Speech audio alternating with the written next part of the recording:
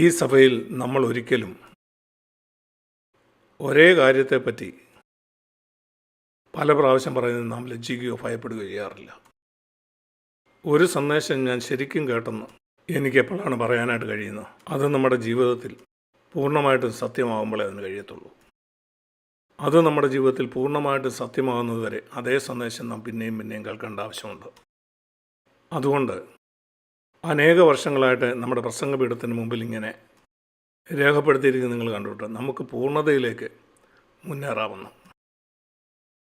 അതാണ് നമ്മുടെ സഭയിൽ കഴിഞ്ഞ 42 വർഷമായിട്ട് പ്രത്യേകിച്ച് നമ്മൾ ഊന്നിപ്പറയുന്ന ഒരു പ്രധാനപ്പെട്ട കാര്യം.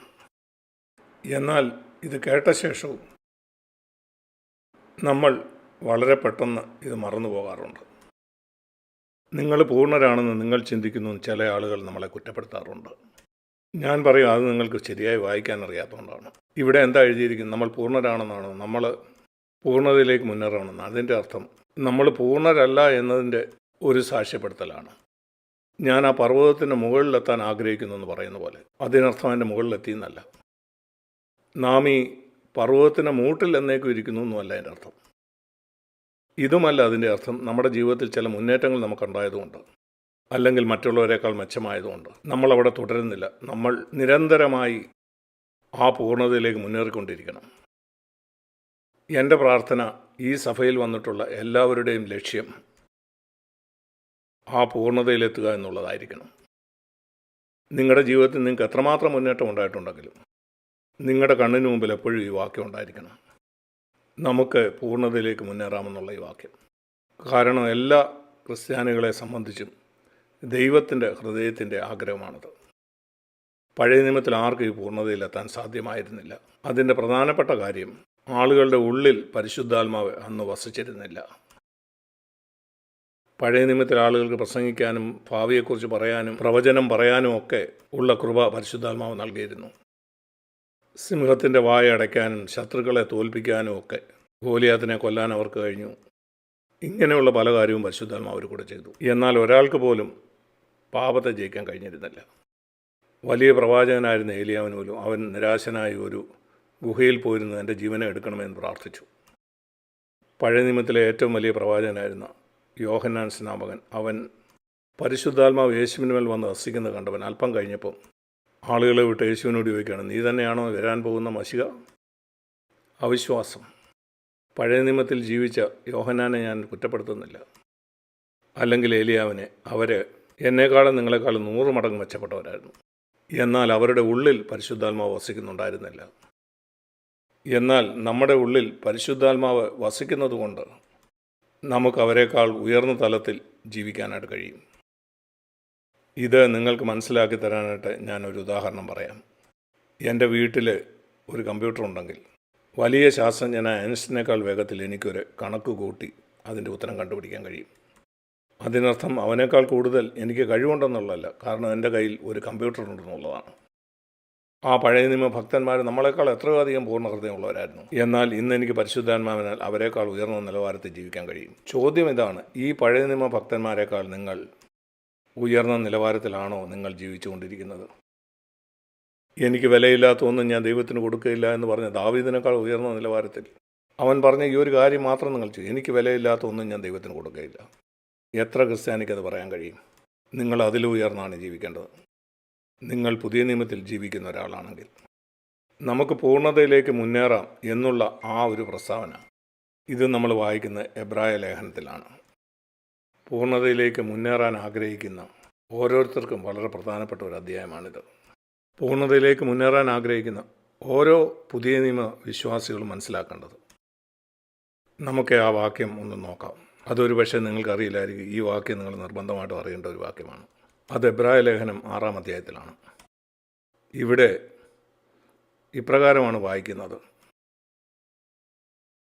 അതുകൊണ്ട് നിർജീവ പ്രവൃത്തികളെക്കുറിച്ചുള്ള മാനസാന്തരം 1-2 വാക്യം. ക്രിസ്തുവിനെക്കുറിച്ചുള്ള ആദ്യ വചനം വിട്ട് പരിജ്ഞാന പൂർത്തി പ്രാപിപ്പാൻ ശ്രമിക്കുക. ടേക്കൻ ഫോർവേഡ് ടു മച്യൂരിറ്റി എന്നാണ് ഇംഗ്ലീഷിൽ പറയുന്നത്. മറ്റൊരു വാക്കിൽ പൂർണ്ണതയിലേക്ക് എത്തുക. ക്രിസ്തുവിനെ പറ്റിയുള്ള പരിജ്ഞാനത്തിൻ്റെ പൂർത്തി. നിങ്ങൾ നഴ്സറി ക്ലാസ്സിലാണ് പഠിക്കുന്നതെങ്കിലും ശരി, ഇവിടെ തുടങ്ങുക. എന്നാൽ PhD ആയിരിക്കണം നിങ്ങളുടെ ലക്ഷ്യം. ആത്മീകമായി 2ാം ക്ലാസ് വരെ പഠിക്കണമെന്നുള്ളതായിരിക്കരുത് നിങ്ങളുടെ ആഗ്രഹം. ലോകത്തിൽ അങ്ങനെയാണ്, ആത്മീയമായിട്ടും അങ്ങനെയല്ല. നിങ്ങളിപ്പോൾ എവിടെയാണെങ്കിലും ഇതായിരിക്കണം നിങ്ങളുടെ ലക്ഷ്യം. ആ പൂർണ്ണതയിലേക്ക് മുന്നേറുക, ആ പ്രായപൂർത്തിയിലേക്ക്.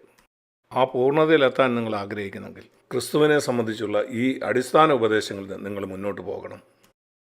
നിങ്ങൾ പിന്നെയും പിന്നെയും അടിസ്ഥാനം ഇട്ടുകൊണ്ടിരിക്കുന്നവരാകരുത്. ഈ അടിസ്ഥാനം പിന്നെയും പിന്നെയും പണിയുകയല്ല, ആ അടിസ്ഥാനത്തിൽ നിന്ന് മുകളിലോട്ട് പണിയണം. പൂർണ്ണതയിലേക്ക് മുന്നേറുന്നതിനെപ്പറ്റി 3 ഉദാഹരണങ്ങൾ ഇവിടെ പറയുന്ന നമുക്ക് കാണാം. അതിലൊന്ന് എബ്രായർ 5 അവസാനത്തെ 2 വാക്യങ്ങളാണ്, 13ഉം 14ഉം വാക്യങ്ങൾ. പാൽ കുടിക്കുന്നവനെല്ലാം നീതിയുടെ വചനത്തിൽ ആത്മീകമായി പരിജ്ഞാനം ഇല്ലാത്തവനത്രേ. അവൻ ശിശുവല്ലോ. പിന്നെ അവനറിയാവുന്നതെന്തോ? അവനറിയാവുന്ന ഒരേ ഒരു കാര്യം പാപക്ഷമ മാത്രമാണ്. ഞാൻ പാപം ചെയ്തു, ഞാൻ എൻ്റെ പാപം ഏറ്റുപറഞ്ഞു, എൻ്റെ പാപം ക്ഷമിക്കപ്പെട്ടു. അതാണ് പാല്. ഞാൻ പിന്നെയും പാപം ചെയ്തു, ഞാൻ എൻ്റെ പാപം ഏറ്റുപറഞ്ഞു, എന്നോട് ക്ഷമിച്ചു. ശിശുക്കൾക്ക് പാൽ ആവശ്യമാണ്. കട്ടിയുള്ള ആഹാരം കുഞ്ഞുങ്ങൾക്ക് കൊടുക്കുക അസാധ്യമാണ്. എന്നാൽ നിങ്ങളുടെ ശിശു പാൽ കുടിക്കുന്നതെന്ന് വളരുന്നില്ലെങ്കിൽ അവൻ വളരുന്നില്ല. അതുകൊണ്ടൊരു ക്രിസ്ത്യാനി അവൻ ഇതുപോലെയുള്ള ഒരു വൃത്തത്തിൽ മാത്രം ചലിക്കുന്നവനാണെങ്കിൽ, ഞാൻ പാപം ചെയ്തു, എൻ്റെ പാപം ദൈവത്തോട് ഏറ്റുപറഞ്ഞു, ദൈവം എൻ്റെ പാപം ക്ഷമിച്ചു. ഞാൻ പിന്നെയും പാപം ചെയ്തു, ഞാൻ എൻ്റെ പാപം ഏറ്റുപറഞ്ഞു, ദൈവം എന്നോട് ക്ഷമിച്ചു. അവനൊരു ശിശുവാണ്. അവന് കട്ടിയുള്ള ആഹാരം ഭക്ഷിക്കാൻ കഴിയില്ല. 1-ാം നൂറ്റാണ്ടിൽ ഇതുപോലുള്ള ക്രിസ്ത്യാനികളുണ്ടായിരുന്നു. ഇങ്ങനെയുള്ള ക്രിസ്ത്യാനികൾക്ക് വേണ്ടിയാണ് ഈ എബ്രായ ലേഖനം 5-ാം അധ്യായത്തിൻ്റെ 12-ാം വാക്യത്തിൽ സമയം നോക്കിയാൽ നിങ്ങൾ ഇപ്പോൾ മറ്റുള്ളവരെ ഉപദേശിക്കേണ്ട തരത്തിലെത്തേണ്ടതാണ്. നിങ്ങളിപ്പം കോളേജിൽ വിദ്യാഭ്യാസം കഴിഞ്ഞ് ബിരുദം നേടേണ്ട സമയമായി. എന്നാൽ ഇപ്പോഴും നിങ്ങൾ നഴ്സറിയിലാണ്. ഇപ്പോഴും നിങ്ങൾക്ക് ആരെങ്കിലും ഈ അടിസ്ഥാന ഉപദേശങ്ങൾ ഉപദേശിച്ചു തരണം. ഇപ്പോഴും പാല് കുടിക്കുകയാണ്, കട്ടിയുള്ള ആഹാരമല്ല. ഇവിടെ പരിശുദ്ധാത്മാ ആളുകളെ ശാസിക്കുകയാണ്. അവരിപ്പോഴും പഴയ ആ പാപത്തിൽ തന്നെ നിരന്തരമായിട്ട് വട്ടം കറങ്ങിക്കൊണ്ടിരിക്കുകയാണ്, പഴയ അതേ പാപം ഏറ്റു പറഞ്ഞുകൊണ്ട്.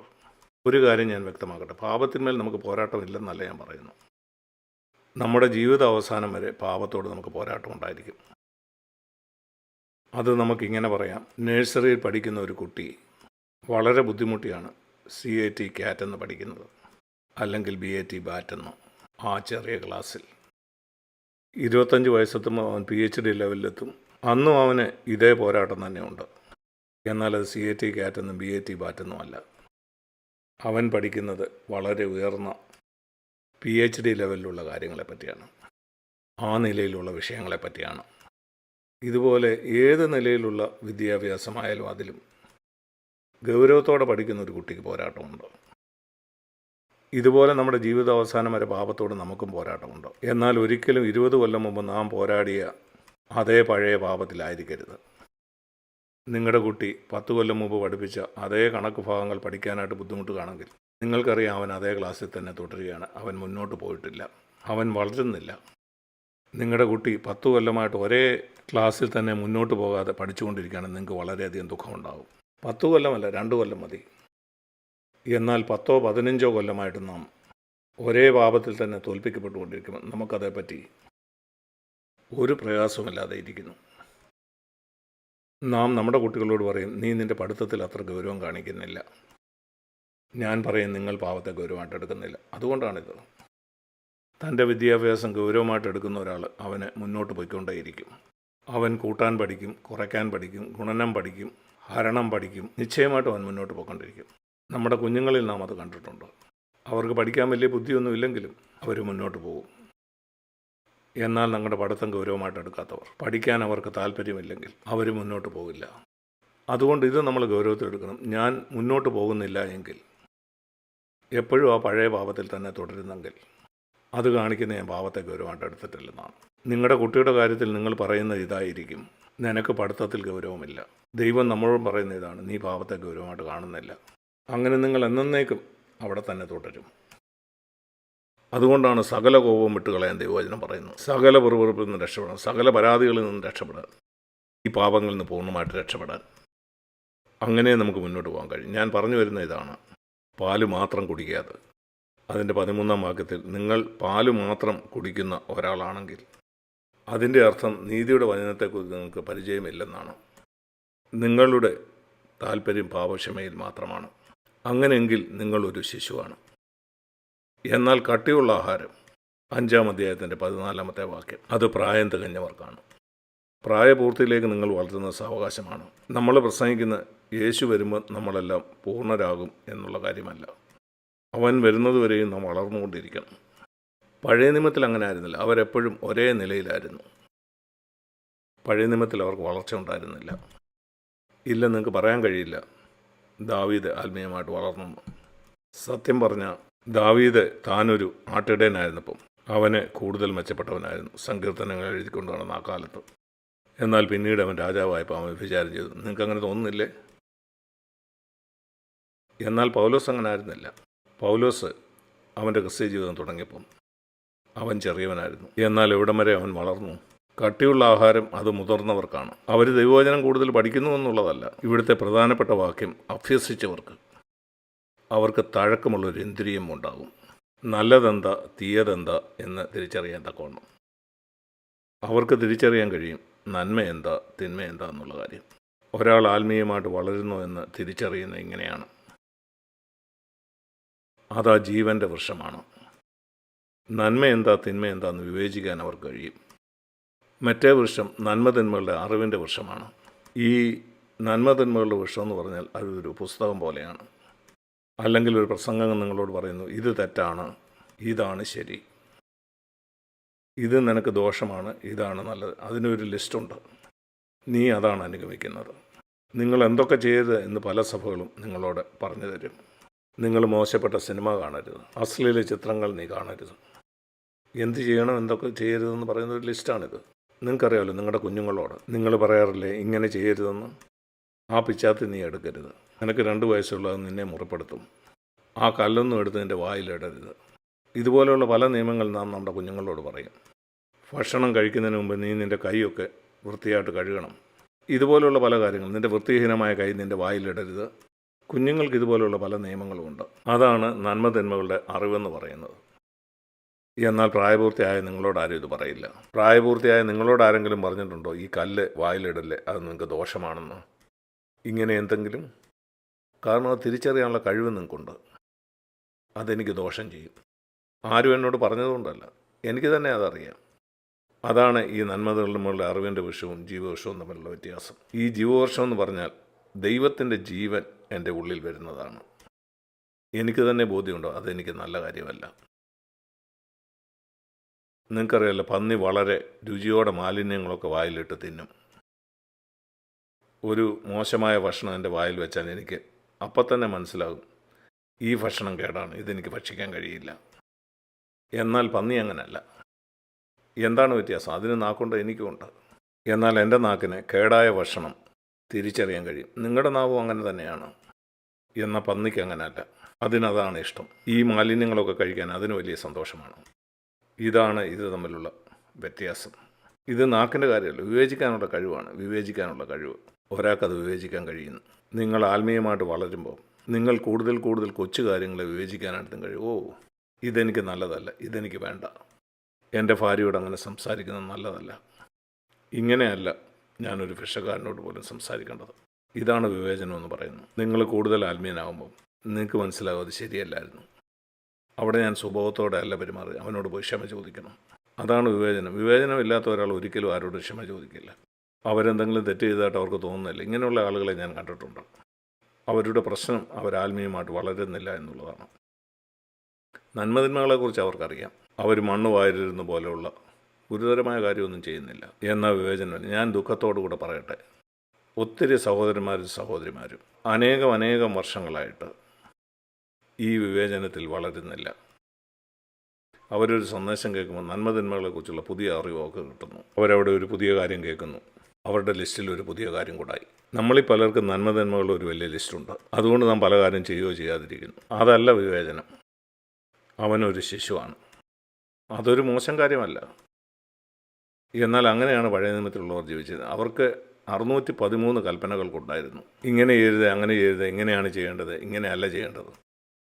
പുതിയ നിയമത്തിൽ അത് വിവേചിക്കാനുള്ള കഴിവാണ്. എനിക്ക് ഈ കൽപ്പനയുടെ ലിസ്റ്റിൻ്റെ ആവശ്യമില്ല. കാരണം എനിക്ക് എൻ്റെ ഉള്ളിൽ പരിശുദ്ധാത്മാവുണ്ട്. അത് പറയും, ഇല്ല, അങ്ങനെ ചെയ്യരുത്. നിങ്ങൾക്കറിയാമല്ലോ, നിങ്ങൾ കമ്പ്യൂട്ടറിലോ ഒരു മൊബൈലിലോ ഒരു കാര്യം കാണുമ്പോൾ ഇങ്ങനെയല്ല ചെയ്യേണ്ടത് എന്ന് പറയുന്നൊരു കൽപ്പനയുടെ ആവശ്യം നിങ്ങൾക്കില്ല. പരിശുദ്ധാത്മാവ് അപ്പോൾ തന്നെ നിങ്ങളോട് പറയും, നീ അത് കാണുന്നത് നല്ലതല്ല, അത് ഓഫ് ചെയ്യുക. അല്ലെങ്കിൽ നിങ്ങളൊരു കാര്യം വായിക്കുന്നു, പരിശുദ്ധാത്മാവ് പറയും, അത് വേണ്ട. അതാണ് വിവേചനം. നിങ്ങൾ എത്ര കൂടുതൽ ദൈവത്തോട് അടുത്ത് ചെല്ലുമോ അത്ര കൂടുതൽ കാര്യങ്ങളെ വിവേചിക്കാനായിട്ടുള്ള കഴിവ് നിങ്ങൾക്കുണ്ടാവും.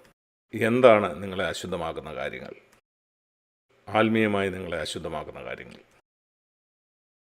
അത് വിവേചനത്തിലൂടെയാണ് വരുന്നത്. ഇതാണ് പൂർണ്ണതയിലേക്ക് മുന്നേറുക എന്ന് പറഞ്ഞാൽ. നിങ്ങൾക്കൊത്തിരി അറിയാം എന്നുള്ളത് നിങ്ങൾ ഒരിക്കലും സംതൃപ്തനാകരുത്. ഉപദേശമൊക്കെ നിങ്ങൾക്ക് പറയാൻ അറിയാമായിരിക്കാം, അതൊന്നും തെളിയിക്കുന്നില്ല. നിങ്ങളുടെ ഉള്ളിലുള്ള ആ ദൈവിക ജീവനിൽ കൂടെ കാര്യങ്ങൾ നിങ്ങൾക്ക് വിവേചിക്കാനായിട്ട് കഴിയുന്നില്ലെങ്കിൽ ഞാൻ പറയും, നിങ്ങൾ ആത്മീയമായിട്ട് വളരുന്നില്ല. എങ്കിൽ മറ്റുള്ളവരെ സഹായിക്കാനായിട്ട് നിങ്ങൾക്ക് കഴിയത്തില്ല. നോക്കൂ, ദൈവവചനം പറയുന്നത് യേശു വന്നപ്പം അവനിൽ കൃപയും സത്യവും ഉണ്ടായിരുന്നു. അതായിരുന്നു അവൻ്റെ മഹത്വം. ഇത് രണ്ടും ഒരുപോലെ എങ്ങനെ കൊണ്ടുപോകാൻ കഴിയും? നിങ്ങൾക്ക് ഒരു ലിസ്റ്റ് ഉണ്ടാക്കാം. ഇതൊക്കെ ഞാൻ ചെയ്യരുത്, ഇതൊക്കെയാണ് ഞാൻ ചെയ്യേണ്ടത്. കാരണം എനിക്ക് കൃപയും സത്യവും ഉണ്ടായിരിക്കണം. അത് നന്മതിന്മകളെക്കുറിച്ചുള്ള അറിവാണ്. എന്നാൽ പരിശുദ്ധാത്മാവ് നമുക്ക് വിവേചനത്തിനുള്ള വരം തരുമ്പം, ഒരു സാഹചര്യത്തിന് മുമ്പിൽ നിങ്ങൾ വരുമ്പം നിങ്ങൾ മനസ്സിലാക്കും, ഇവിടെ ഞാൻ ശക്തമായ നിലപാടുകൾ എടുക്കണം. അതാണ് വിവേചനം എന്ന് പറയുന്നത്. ന്യായപ്രമാണ പ്രകാരം ജീവിക്കുന്നവർക്ക് ഒരിക്കലും അത് മനസ്സിലാകില്ല. കാരണം ന്യായപ്രമാണം ഇതേപ്പറ്റി പറയില്ല. അവർക്കുള്ളത് 613 കൽപ്പനകളാണ്. ഇതാ ലിസ്റ്റിൽപ്പെട്ടതല്ല. പിന്നെ എങ്ങനെ അതേപ്പറ്റി അറിയും? എന്നാൽ വിവേചനത്തിൻ്റെ വരമുണ്ടെങ്കിൽ ഈ 613 കൽപ്പന നിങ്ങൾക്ക് ആവശ്യമില്ല. 6 ലക്ഷം കൽപ്പനയുടെയും ആവശ്യം നിങ്ങൾക്കില്ല. നിങ്ങൾക്കെപ്പോഴും വിവേചനം ഉണ്ടായിരിക്കും. ഇവിടെ ഞാൻ ശക്തമായിട്ട് നിലപാടുകൾ എടുക്കണം, ഇവിടെ ഇത് സാരമില്ല, പോട്ടെ എന്ന് വെക്കാം. അത് ദൈവത്തെ പറ്റിയുള്ള അറിവിൽ കൂടെ മാത്രമേ വരത്തുള്ളൂ. ഈ കാര്യം ഒരു സഹോദരന് മറ്റൊരു സഹോദരനെ പഠിപ്പിക്കാൻ ഒരിക്കലും കഴിയില്ല. നിങ്ങൾക്ക് ദൈവഭക്തനായ ഒരു സഹോദരനെ നോക്കി അവൻ ചെയ്യുന്ന പോലെ ചെയ്യാനായിട്ട് പരിശ്രമിക്കാം. നല്ലത് അതല്ല ഏറ്റവും നല്ലത്. ഏറ്റവും നല്ലതെന്ന് പറഞ്ഞാൽ ഇതിങ്ങനെ ചെയ്യണമെന്ന് അവൻ എങ്ങനെയാണ് മനസ്സിലായത്? അത് ക്രിസ്തുവിനെ പറ്റിയുള്ള അറിവിൽ കൂടാണ്. അവൻ ക്രിസ്തുവിനെ കൂടുതൽ അറിയാൻ ശ്രമിക്കുന്നു. കുറേശ്ശെ അവന് വിവേചനം ലഭിക്കുന്നു. നോക്കൂ, നിങ്ങൾ വിവേചനത്തോടുകൂടി ഒരു കാര്യം ചെയ്യുമ്പോൾ ദൈവം നിങ്ങളുടെ പ്രവർത്തിക്ക് സാക്ഷി നിൽക്കുകയാണ്. നമ്മുടെ കുഞ്ഞുങ്ങളെ നമ്മൾ വളർത്തിക്കൊണ്ടുവരുമ്പം എപ്പോഴാണ് ശക്തമായ നിലപാടുകൾ എടുക്കേണ്ടതെന്നും എപ്പോഴാണ് അത് സാരമില്ലെന്നും നമ്മൾ വെക്കേണ്ടത്. ഒരു നിയമാവലി കൊണ്ട് അതിന് കഴിയില്ല. കുഞ്ഞുങ്ങളെ എങ്ങനെ വളർത്തണമെന്നുള്ള പല ബുക്കുകളും നിങ്ങൾക്ക് വായിക്കാം. അങ്ങനെയും ആ അറിവ് കിട്ടില്ല. ദൈവത്തെക്കുറിച്ചുള്ള അറിവാണ് നിങ്ങൾക്ക് വിവേചനം തരുന്നത്. അപ്പോൾ കർത്താവ് പറയും, ഇവിടെ ശക്തമായ നിലപാട് വേണം, അത് സാരമില്ല, പോകട്ടെ. ഏതെങ്കിലും മനുഷ്യന് ഇത് നിങ്ങളെ പഠിപ്പിക്കാൻ തികച്ചും അസാധ്യമാണ്. ഏതെങ്കിലും മനുഷ്യന് നിങ്ങളുടെ നാവിൽ ഇത് നല്ല ഭക്ഷണമാണ്, ഇത് മോശം ഭക്ഷണമാണ് എന്ന് നിങ്ങളുടെ നാവിനെ പരിശീലിപ്പിക്കാനായിട്ട് കഴിയുമോ? ഇല്ല. അതിനുള്ള കഴിവ് നിങ്ങളുടെ നാവിൽ തന്നെ ഉണ്ടായിരിക്കണം. മണ്ണ് കഴിക്കരുത്. 1 വയസ്സുള്ള കുഞ്ഞിനത് മനസ്സിലാകില്ല. അല്ലെങ്കിൽ ഈ ഭക്ഷണം ഇത് കേടായതാണ്. വിവേചിക്കാനുള്ള കഴിവ് ഇതുപോലെയാണ്. എൻ്റെ പ്രിയ സഹോദരീസഹോദരന്മാരെ, ഇത് വളരെ വളരെ പ്രധാനപ്പെട്ടതാണ്. ഇത് ആണ് ആത്മീയ വളർച്ച. ആത്മീയമായത് എന്താണെന്ന് തിരിച്ചറിയാനുള്ള വിവേചനം നിങ്ങൾക്കില്ലെങ്കിൽ എന്താണ് മാനുഷികമായിട്ടുള്ളത്? എങ്ങനെയാണ് മാനുഷിക തലത്തിൽ ഒരാൾ പ്രതികരിക്കുന്നത്? ഒരാൾ എങ്ങനെയാണ് ആത്മീയമായിട്ട് പ്രതികരിക്കുന്നത്? അത് വിവേചിക്കാൻ നമുക്ക് കഴിയുന്നില്ലെങ്കിൽ നമ്മൾ വളരുന്നില്ല. എബ്രായ ലേഖനം 4-ാം അധ്യായത്തിൽ, എബ്രായ ലേഖനം വളരെ മനോഹരമായൊരു ബുക്കാണ്. എബ്രായ ലേഖനം 4-ാം അധ്യായത്തിൻ്റെ 12-ാം വാക്യത്തിൽ ദൈവവചനം ജീവനും ചൈതന്യവും ഉള്ളതാണ്. ദൈവവചനം നാം കേൾക്കുമ്പോൾ വേദപുസ്തകത്തെ പറ്റിയാണ് ചിന്തിക്കുന്നത്. അത് ശരിയാണ്, ദൈവവചനമാണ്. എന്നാൽ ഞാനിപ്പോൾ ചിന്തിക്കുന്നത് ദൈവത്തിൻ്റെ വായിൽ കൂടെ പുറപ്പെട്ടു വരുന്ന വചനത്തെ പറ്റിയാണ്. യേശു പറഞ്ഞു, മനുഷ്യൻ അപ്പം കൊണ്ട് മാത്രമല്ല ജീവിക്കുന്നത്. ദൈവത്തിൻ്റെ വായിൽ കൂടെ വരുന്ന, നിരന്തരമായിട്ട് ദൈവത്തിൻ്റെ വായിൽ കൂടെ പുറപ്പെട്ടു വരുന്ന വചനം, ദൈവത്തിൻ്റെ വായിൽ കൂടെ എന്നോ പുറപ്പെട്ടു വന്ന വചനമല്ല. 2000 വർഷം മുമ്പ് വചനം എഴുതിയ സമയത്ത് അല്ല. മനുഷ്യൻ ജീവിക്കേണ്ടത് ദൈവത്തിൻ്റെ വായിൽ കൂടെ വരുന്ന, അത് വർത്തമാനകാലത്ത് ദൈവത്തിൻ്റെ വായിൽ കൂടെ വരുന്ന വചനമാണ്. ദൈവം ഇപ്പോഴെന്താ പറയുന്നതെന്ന് ഞാൻ കേൾക്കണം. ദൈവവചനത്തിലൂടെയോ അല്ലെങ്കിൽ പരിശുദ്ധാത്മാവിലൂടെയോ. 2 തരത്തിൽ ദൈവം സംസാരിക്കും. അത് ദൈവത്തിൻ്റെ വായിൽ കൂടെ വരുന്ന വചനമായിരിക്കണം. ഞാൻ ദൈവവചനം വായിക്കുമ്പം ഒരു കാര്യം എൻ്റെ ഹൃദയത്തെ തറയ്ക്കുന്നു. അത് ജീവനുള്ള വചനമാണ്. ആ വചനം ജീവനുള്ളതാണ്.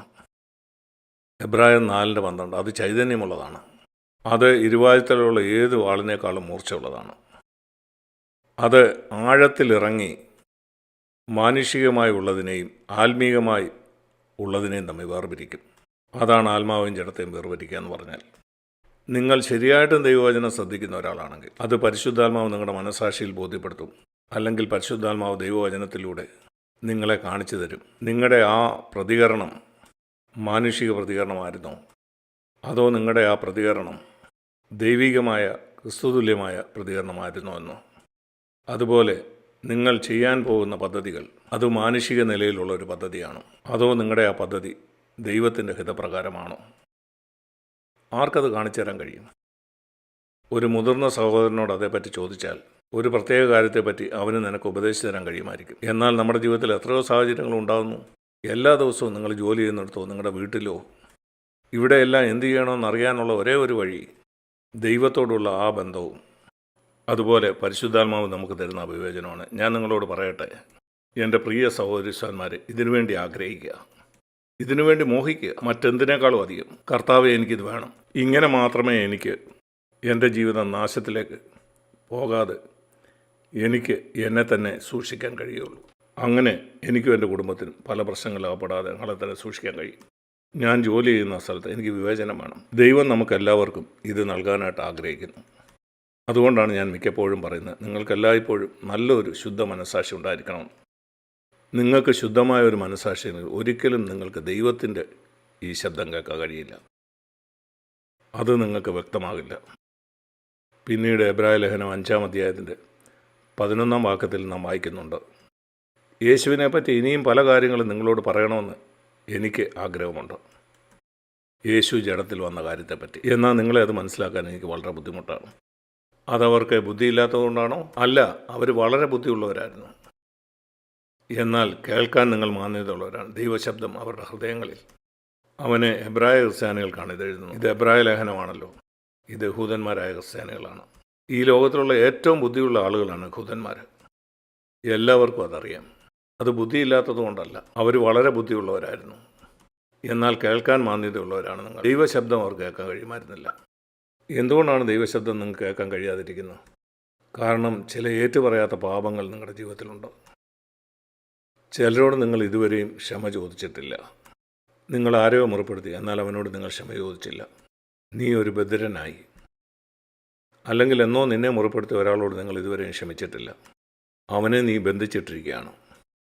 ആന്തരികമായിട്ട് അവൻ്റെ കൊങ്ങയിൽ പിടിച്ച് നിങ്ങൾ നിർത്തിയിരിക്കുകയാണ്. ഇപ്പം നിൻ്റെ കേൾവി മാന്യമുള്ളതായി. അതുകൊണ്ട് എന്ത് നിനക്ക് കിട്ടി? അവനോടുള്ള പക വെച്ചുകൊണ്ട് എന്താ നിനക്ക് നഷ്ടമായത്? ആത്മീയ തിരിച്ചറിവ്. നീ നിത്യതയിലെത്തുമ്പോൾ നീ ചിന്തിക്കും, കർത്താവ് എത്ര വലിയ മടയനായിരുന്നു ഞാൻ. ആത്മീയനാകാൻ വേണ്ടി ഞാനത് ബലി കഴിക്കേണ്ടതായിരുന്നു. വിലയില്ലാത്ത മൂഢകാര്യങ്ങളെ ഞാൻ പിടിച്ചുകൊണ്ടിരുന്നു. ഇത് കേൾക്കുന്ന നിങ്ങളെല്ലാവരും ബുദ്ധിയുള്ളവരായിരിക്കുമെന്ന് ഞാൻ പ്രതീക്ഷിക്കുന്നു. അവൻ പറയാണ്, യേശുവിനെ പറ്റിയുള്ള പല കാര്യങ്ങളും നിങ്ങളോട് വിശദീകരിക്കാൻ കഴിയുന്നില്ല, കാരണം നിങ്ങൾ കേൾപ്പാൻ മാന്യതയുള്ളവരാണ്. അതുകൊണ്ട് എബ്രായർ 4:12 ഇപ്രകാരമാണ് പറയുന്നത്, ഈ ദേഹിയെയും ദേഹത്തെയും തമ്മിൽ വേർപിരിക്കും എനിക്ക് എന്താണ് മാനുഷികമെന്നും എന്താണ് ആത്മീയമെന്നും അതെന്നെ മനസ്സിലാക്കി തരും. നിങ്ങൾക്കറിയാമോ, യേശു ചെയ്ത പല കാര്യങ്ങളും മറ്റുള്ളവർക്ക് മനസ്സിലാക്കാൻ കഴിയില്ലായിരുന്നു. ഉദാഹരണത്തിന് ഒരിക്കൽ യേശു ആ ദേവാലയത്തിൽ വന്നപ്പം അതിന് ചുറ്റും നടന്ന് അവിടെ നടക്കുന്ന കാര്യമൊക്കെ കണ്ടു. എന്നിട്ട് വീട്ടിൽ പോയി. എന്നിട്ട് അടുത്ത ദിവസം അവൻ ആലയത്തിൽ വന്നു. അവനൊരു ചാട്ടവാറെടുത്തു. അവരെ എല്ലാം അവിടുന്ന് പുറത്താക്കി. എന്തുകൊണ്ടാണത്? അവർ തലേദിവസത്തേക്കാൾ കൂടുതൽ അന്ന് അവിടെ പാപം ചെയ്യുന്നുണ്ടായിരുന്നില്ല. പിന്നെ എന്തുകൊണ്ടാണത്? നമ്മൾ മനസ്സിലാക്കേണ്ട ഒരു കാര്യമാണ്. നമുക്ക് മാർക്കോസിൻ്റെ സുവിശേഷത്തിൽ നോക്കാം. കാരണം യേശുവാണ് നമ്മുടെ മാതൃക. അതുകൊണ്ട് അവൻ്റെ ജീവിതത്തിലേക്ക് നോക്കുമ്പോൾ അവൻ എങ്ങനെയാണ് ജീവിച്ചെന്ന് നമുക്ക് കാണാം. മർക്കോസിൻ്റെ സുവിശേഷം 11-ാം അധ്യായം 11-ാം വാക്യം.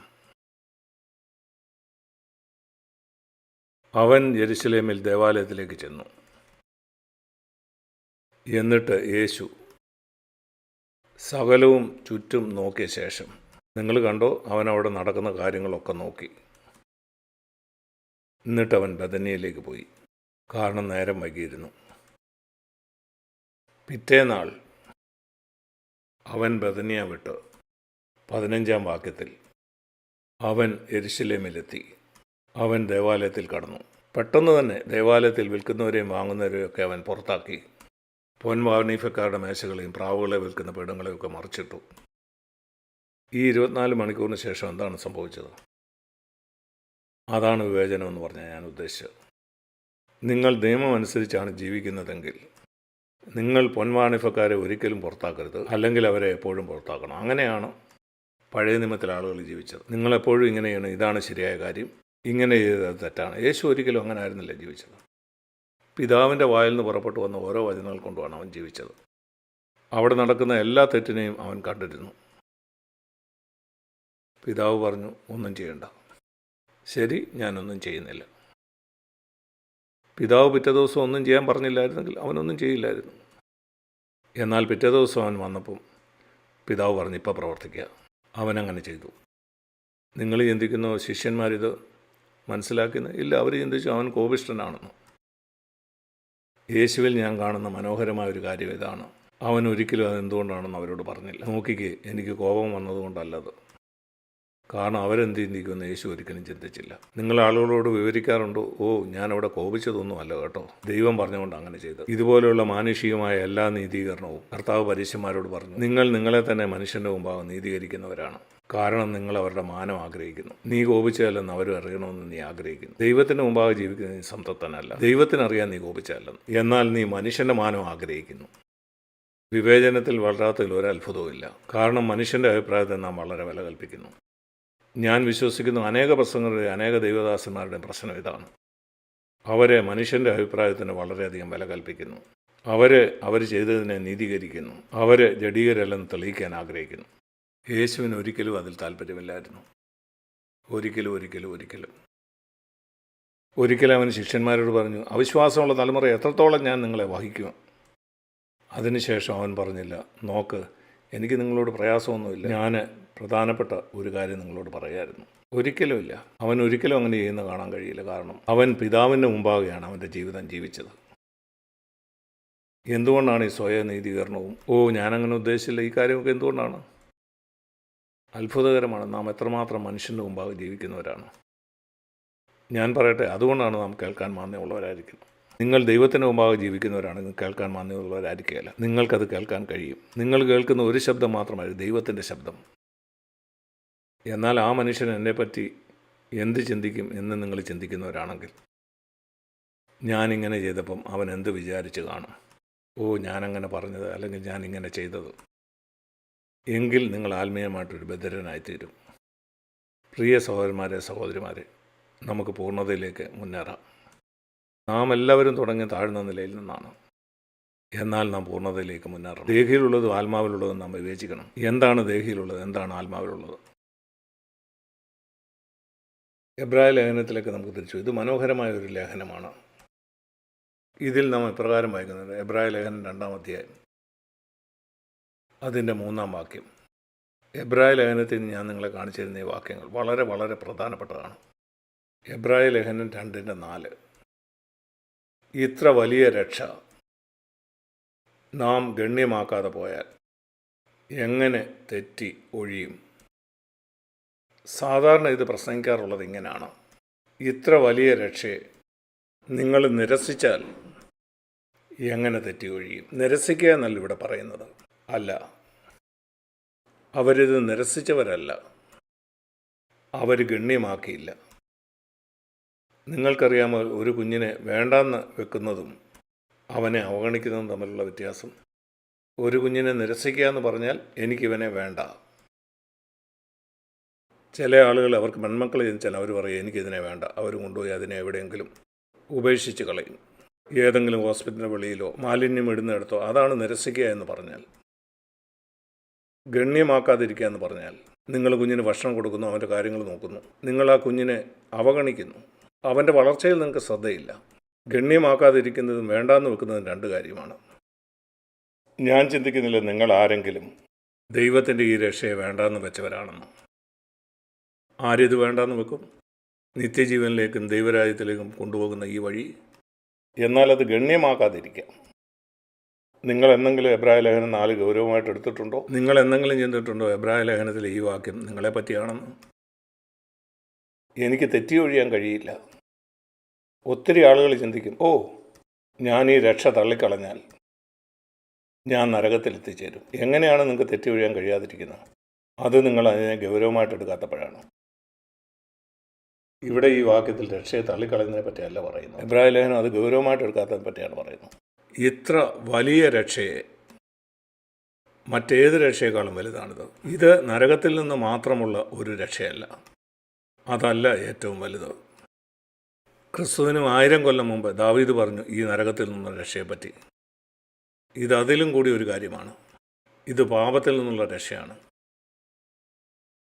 നിങ്ങളവനെ യേശു എന്ന് വിളിക്കണം. പുതിയ നിയമത്തിലെ 1-ാമത്തെ വാഗ്ദാനം മത്തായി 1:21. കാരണം അവനവൻ്റെ ജനത്തെ അവരുടെ പാപങ്ങളിൽ നിന്ന് രക്ഷിക്കും. അതാണ് പാപത്തിൽ നിന്നുള്ള രക്ഷ. അത് നിങ്ങൾ ഗണ്യമാക്കുന്നില്ലേ?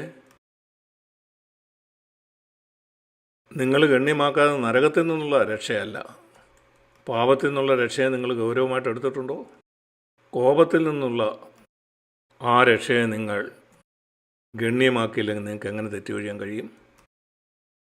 നിങ്ങളിൽ എത്ര പേര് കോപത്തിൽ മടുത്തവരാണ്?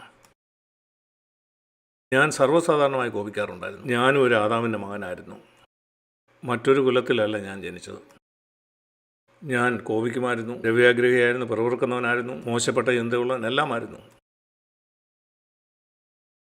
എല്ലാ മനുഷ്യനുമുള്ള എല്ലാ കാര്യവും എന്നിലും ഉണ്ടായിരുന്നു.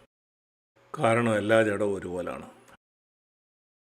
ഞാൻ പറയാറുണ്ട്, ചാവേറാക്കണം നടത്തുന്ന ആ മനുഷ്യനേക്കാൾ ഞാൻ ഒട്ടും മെച്ചപ്പെട്ടവനല്ല. അവൻ സ്വയം പൊട്ടിത്തെറിച്ച് മറ്റുള്ളവരെ കൊല്ലുന്നു. ഈ ഭീകരവാദികൾ അവർ പോയി ബോംബിട്ട് ബിൽഡിങ്ങുകൾ തകർക്കുന്നു, അതുപോലെ വിമാനങ്ങൾ. എനിക്കും അതുപോലൊരു ജഡമാണ്.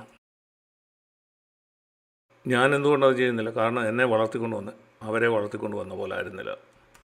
എന്നെ വളർത്തിയ സാഹചര്യമാണ് എന്നെ രക്ഷിച്ചത്. നിങ്ങളെയും അതുപോലെ തന്നെയാണ്. എന്നാൽ എൻ്റെ ജീവിതത്തിലെ ആ വലിയ ദിവസം എല്ലാ ജഡവും ഒരുപോലാണെന്ന് ഞാൻ മനസ്സിലാക്കിയ ആ ദിവസമാണ്. അത് മറ്റുള്ളവരെ ചെറുതായിട്ട് കാണുന്നത് എന്നെ രക്ഷിക്കാനായിട്ടിടയായി.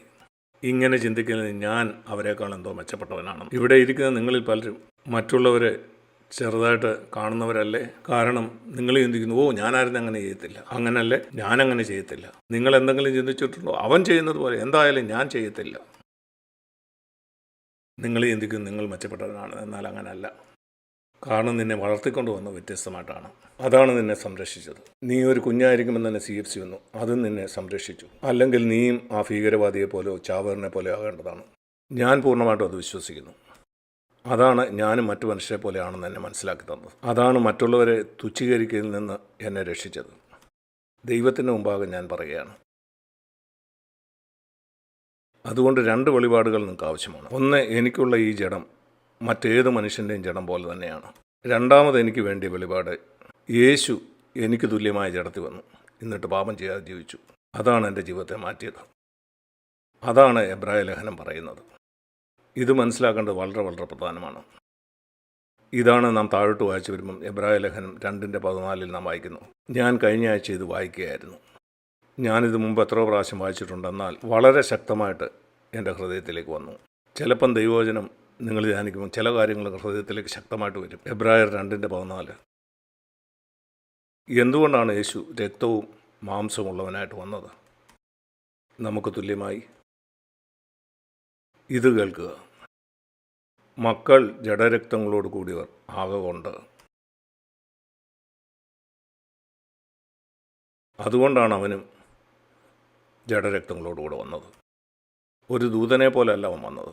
കാരണം മക്കൾ ജഡരക്തങ്ങളോട് കൂടിയവരാകൊണ്ട് അവനും അവരെ പോലെ ജഡരക്തങ്ങളുള്ളവനായിട്ട് വന്നു. അല്ലെങ്കിൽ അവന് മരിക്കുവാനായിട്ട് കഴിയുമായിരുന്നില്ല. ദൂതന്മാർ മരിക്കുന്നില്ല. ദൂതനായിട്ട് വന്നിരുന്നെങ്കിൽ അവൻ മരിക്കാൻ കഴിയുമായിരുന്നില്ല. ചിലർ പറയാറുണ്ട്, വീഴ്ചയ്ക്ക് മുമ്പുണ്ടായിരുന്ന ആദാമിനെ പോലെ യേശുവായിരുന്നു.